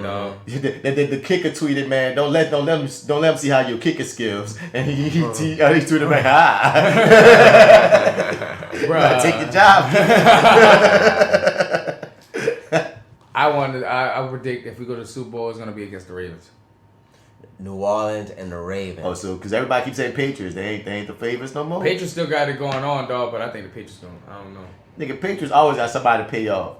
Yeah, always. They always got somebody they can pay off. Brady is the ultimate. I never count Brady out of nothing. Ravens got to play the Patriots to see if they making it. I believe so. Most likely it's gonna be Ravens Patriots. I gotta check. No, I gotta check the. Because who would we play? It's gonna be for the to see who's gonna go for the NFC. We're gonna probably fight the battle of San Francisco to go. So us and the Niners, so it's most likely gonna be Ravens, them and the Patriots, as that's the main ones. Everybody predicting Saints Patriots, but you're saying Ravens Saints. So I'm saying it's gonna be Ravens Patriots then. So we gonna see some fucked up referee calls. That's what we gonna see. Watch the refs, folks. That's what we gonna see. Watch the refs, folks. Fucked up calls. If it comes down to that, it's gonna be crazy. If it's Patriots versus Ravens, watch the refs, folks. Bruh, these fucking playoff games, bruh. Cause that's that heat, boy. It's not basketball, bitch. You lose one and done. So that's the reason we tried to come back. Cause y'all fucked us last year for a fucking call. See, that's the thing about NBA versus NFL. With the NBA, you got 7 games in the You got a couple of touches. Dog, you got at least 3 games. You can fuck up a couple times. I seen a nigga come back 3-1. Yo, you know what I'm saying? Come on. LeBron came back like that. Playoffs, like, I don't care what your record was during the season. Right. One game. You lose this, you're out. The season is the preseason to the playoffs, nigga. None of that mattered, nigga. You did all that to get here, nigga. Are you still good? But though I reckon that we're 12-3. So don't matter. Like statistically and scientifically, we are a monster. Yeah, son. And it's also been history that showed it don't always matter. Don't always matter in the playoffs, dog. Boy, they had some teams that had some shitty ass fucking records. What was it? The Colts one year? One of them years, one of them teams had some shitty ass records. The Giants always had the shitty records. It came through and won the Super Bowl. People was like, shit. Came through the wild. When you come through the wild card, dog, that means you got to win all 3 playoff games. You don't get no bye. You don't get no home field advantage. You got to have all 3 playoff games on the road. You got to. And Eli Manning has always had the kryptonite for fucking Tom Brady. Yeah. When Tom Brady was out, perfect record, son. He beat everybody. Tom Brady. I've never seen nothing like this. I was like, Tom Brady's about to go all the way to no one has ever done it. And Eli Manning comes through the wild card with that amazing fucking defense and beats Tom Brady, dog. He had it on his mind, son. Twice, son. I'm not the man that y'all gonna forget. I'm gonna get something statistically. Y'all talking about my brother. Fuck y'all. I want something. I'm gonna get something. He will forever have the kryptonite for Tom Brady, dog. Something, That's one thing I know goddamn for it. sure, dog. This shit gonna be so crazy, dude. It's gonna be bananas. So my outside of sports. Shouts out to Joe Horn. Oh yeah, that's what I want to bring up too. He's guilty for defrauding NFL retirees' healthcare plan. God damn it, Joe. Damn, Joe. I just hope Joe rooting for you. I just hope he goes to the stands and be like, listen, I don't know what was going on. They said sign this here, you will get a little extra money. I said, well, extra money is always good. And I signed it there. I didn't know what it said on the paper, all right? I just play football. Y'all. All right, I thought it was helping. It said I was going to help the people. I just play ball, y'all. I just play ball. If you don't come there with that kind of mindset, dog, you lost. You're like, I plead guilty because, yeah, that was my signature. I did sign it. I did. It says Joe Horn. Joseph Horn, actually. Joseph Horn. The first. Joseph Horn the first. Number 50. I even tagged my number on it. I did. That's me. Former New Orleans Saints wide receiver Joe Horn is pleaded guilty to taking part in a scheme to rip off a health care program designed to cover otherwise unreimbursed medical expenses for retired professional football players. Oh my God. He appeared before a federal judge in Kentucky on Thursday and pleaded guilty to conspiracy to commit health care fraud after admitting that he received $149,775 for fake claims submitted in 2018. God damn it, bro. Lordy. So you scamming retired football players with brain injuries and shit? Like, Joe. I don't know. Damn, Joe Horn. You know what I mean? A lot of these motherfuckers fucking up, though. Adrian Broner. This nigga has to pay sexual assault, bitch. $783,000 to this woman. $1,000. Nigga. She said she was sitting on the couch when Broner smothered her and shoved his tongue down her throat. He continued to assault until his friend had to pull him off. Rapey. Oh my God. That's what happens when you got so much money, you think you can just do shit like that. She's been so scarred, she underwent months of counseling and therapy. Ride that wave, man. Ride that. The judge said that's almost a boy. You almost get a meal. You was about to get a meal. Boy, that's what you told me got your stupid ass. Stupid looking ass. Stupid looking ass. That's so fucking dumb, dog. The judge ruled the woman proved by clear and convincing evidence that Broner acted maliciously and that a substantial punitive award is necessary to punish and deter him from engaging in similar conduct in the future. Yeah. Every next time you think about your truck, think about that fucking $100. But why can't he go to jail? Probably got a fire lawyer. Well, he didn't rape her. He didn't fuck her. He just put his tongue down her throat. That sucks, but that's assault. That still should be some kind of. Give me a month. Give him something. Well, I guess a meal. So I punch a nigga in the face and I ain't get a day. I hear you, son, but it's just something nasty. If a nigga put his tongue in my throat, I want to fuck him up a little bit. I mean, look, listen, son. That's the thing. Yeah, that was a freak off how to fuck him up. But I get you saying, like, it was one of the, but dog, she got a meal. But look, that's the thing. Fuck jail time. You out here now, dog. My whole life. You know what? I'm gonna think that tongue now. Think that fucking tongue. Cause bitch, I'm out here. Bitch, you stupid ass boy. I'll be in that motherfucker like, I have a picture of me with me kissing that nigga on my wall somewhere like, yep, this is the picture that changed my life. Well, I guess that's it, y'all. You know, we wasn't on air when we were talking about this, but NFL said they done with Kaep. Well, you know, shit happens. Whatever, dog. Whatever, dog. Y'all whack, son. Kaepernick, dog. It's what it is. It's whatever, dog. Y'all some whole ass niggas, dog. It wasn't gonna be a smooth fit after everything that went down anyway. I understand that was your dream, Kaep. I understand it was your dream. You're going to have to go to Canada, go to XFL. Not XFL because they're going to be racist too. But, you know, there's other things you can do, my dude. But it is what it is. And we're done. Episode 92. 92. Side A. Peace out. Christmas episode. Merry Christmas. So what y'all doing for Christmas? Oh, can we end off with that shit? Huh? Can we end off with that sling ding-a-ling? I wasn't going to be my plan. I had something else I was going to end it off with. That was from Hot Sizzle, Situazzle. What y'all doing for Christmas, though? I'm going to be at the grandmammy's house. Okay, having a Creole Christmas. Creole Mafia. Yeah, we at the Mafia's house. Making a roux. Having a good old Creole Christmas. That's actually where I'm about to go now. I got to go start prepping. Go prep that ass, my nigga. I know Joe going to Cali. Normally, I'll be at Sean's house with their Creole family. It was Sean and Shannon's. Creole criminal. I love these. Oh, that's where I get that term from. Not from you. You the Creole Thanksgiving happening. You also about Sean Creole Christmas that you always going to. Yeah. The Creole Mafia, dog. Creole criminal.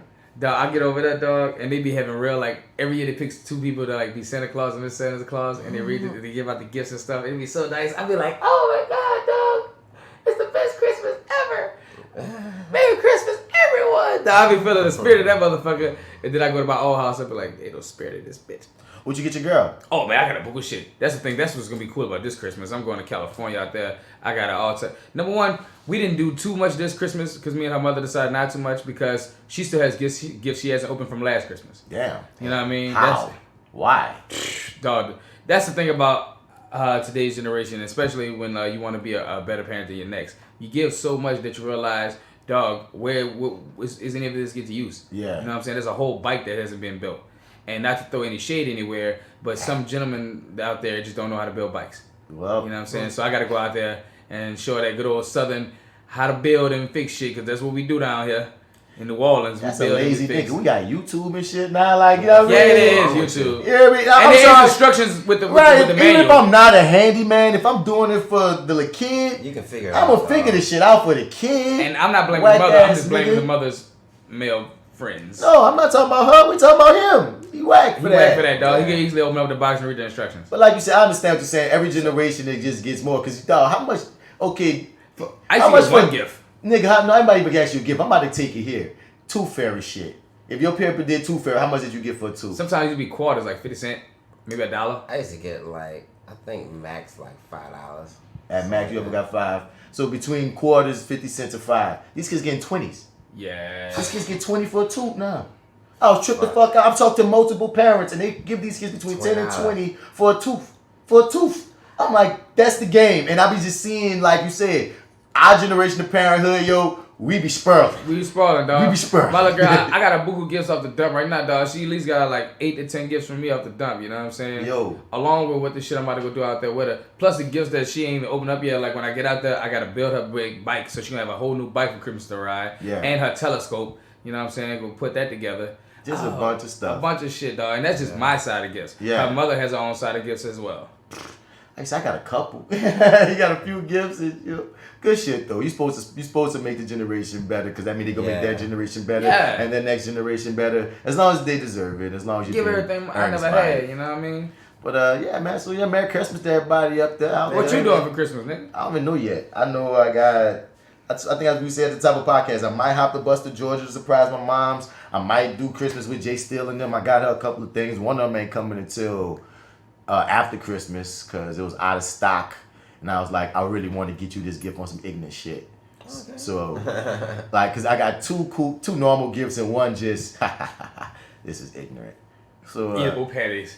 Nah, but it's somewhere in that arena. Mm-hmm. But like, yeah, so yeah, she gonna get her gifts and whatnot. But I don't know. It was like I was saying from jump, like holidays are different when you're an adult and when you're not like in a family situation and when you're not like balling. So those are like 3 different elements. Like you got some money when you like got kids or when you like do old family traditions or with, like when you got a bunch of other things in place, it's just a little different. But we out here, it sucks. Yeah, but I ain't tripping, dog. I'm gonna have a good day regardless. You know what I'm saying? So Merry Christmas to everybody out there. Hope y'all have an amazing one. Hope y'all been listening to this here while y'all been prepping and rapping and doing whatever y'all do. We gonna be smoking enough Christmas trees for all of y'all. You're Mr. Pothead Potty Mouth Podcasters. As we said at the top, hit us up at flywithbats@gmail.com. We want you to be part of the conversation. If you want us to be reviewing some shit, hit us up at reviewingdat@gmail.com. You refer it, we review it. That's how we do it. Next up, we're reviewing the season finale of Watchmen, which might be a series finale. And I ain't see Star Wars yet, but as soon as I see Star Wars, we're going to review Star Wars. And luckily, coming from me and Marty, we not like super Star Wars nerds, so you're just going to get a review of a movie, not of, oh my god, I can't believe Luke Skywalker ate the pussy of that one droid that killed his mother 3 times over. Like, I don't know anything about all those intricate details. I just know when a movie's good or bad. Right. So, yeah. But watch The Mandalorian. That shit's fun. That shit's really good. Like, yeah, it's a nice show. It's like a live action anime. That's the one thing I really like about it. Like, it's not one thing. I like a lot of things. But watch that, because if you're not into Star Wars heavy, it's a cool thing to just enter their world and just, okay, there's some Star Wars shit, but it don't feel super Star Wars and everything. It's just, I gotta know it all. So, like, yeah, man. It's that actor guy, Martin Bats Bradford. Hit me up at Mr. Bats. Spell that Mr. Out. You're gonna find another cat. If it's Facebook, if it's Google, say the whole name, Martin Bats Bradford. And for episode side B of 92, I'm getting out here. And it's me, your boy D-Mac. Catch my Instagram at FrenchBread.kid and at Your Dig Brand and shop at YourDigBrand.com. La bitch. And I'll see you later. Darkness is spreading. Passe wine, it's your boy AlphaJo, fresh out of the gumbo, still deep in the root. And if you're out in the streets and you're looking for me, you can find me on IG, AlphaJo No E 504. On Facebook, it's Joseph Alpha Man Pine. sideA, we out this bitch. 92. Pew pew pew. Peace out. Pew pew pew. Peace out. That's what else can you say? I'm so excited. It's Christmas time and I can't hide. Hi, Mom. Hi, Dad. We're excited. Kids, are you excited? I know I'm excited. Chestnuts roasting on an open fire. Jack Frost nipping at your nose. Yuletide carols being sung by a choir and everyone dressed up like Eskimos. Everybody knows turkey and mistletoe will help to make the season bright. Tiny tots with their eyes of a glow will find it hard to sleep tonight. They know that Santa's on his way. He stacked lots of toys and goodies in his sleigh. And every mother's child will be inspired tonight to see if reindeers really know how to fly. And so I'm offering up your simple phrase. to kids from 1 to 92. And though it's been said many times, many ways, Merry Christmas. Check this out. Have yourself a merry little Christmas. Let your heart be light. From now on, our troubles will be out of sight. Have yourself a merry little Christmas. May the Yuletide gay. From now on, our troubles will be miles away. Here we are as an old day, as a golden day of the old. Faithful friends who are dear to us, gather near to us once more. Oh my God, Santa is doing that's the reindeer, moving like a reindeer. That's the reindeer, working like a reindeer. That's the reindeer, mixing like a reindeer. That's the reindeer, working like a reindeer. That's the reindeer, moving with the reindeer. That's the reindeer, working like a reindeer. That's the reindeer, mixing like a reindeer. That's the reindeer, walking like a reindeer. Have yourself a merry little Christmas night, yeah. And have yourself a merry little Christmas night. With me, you shake, baby, work.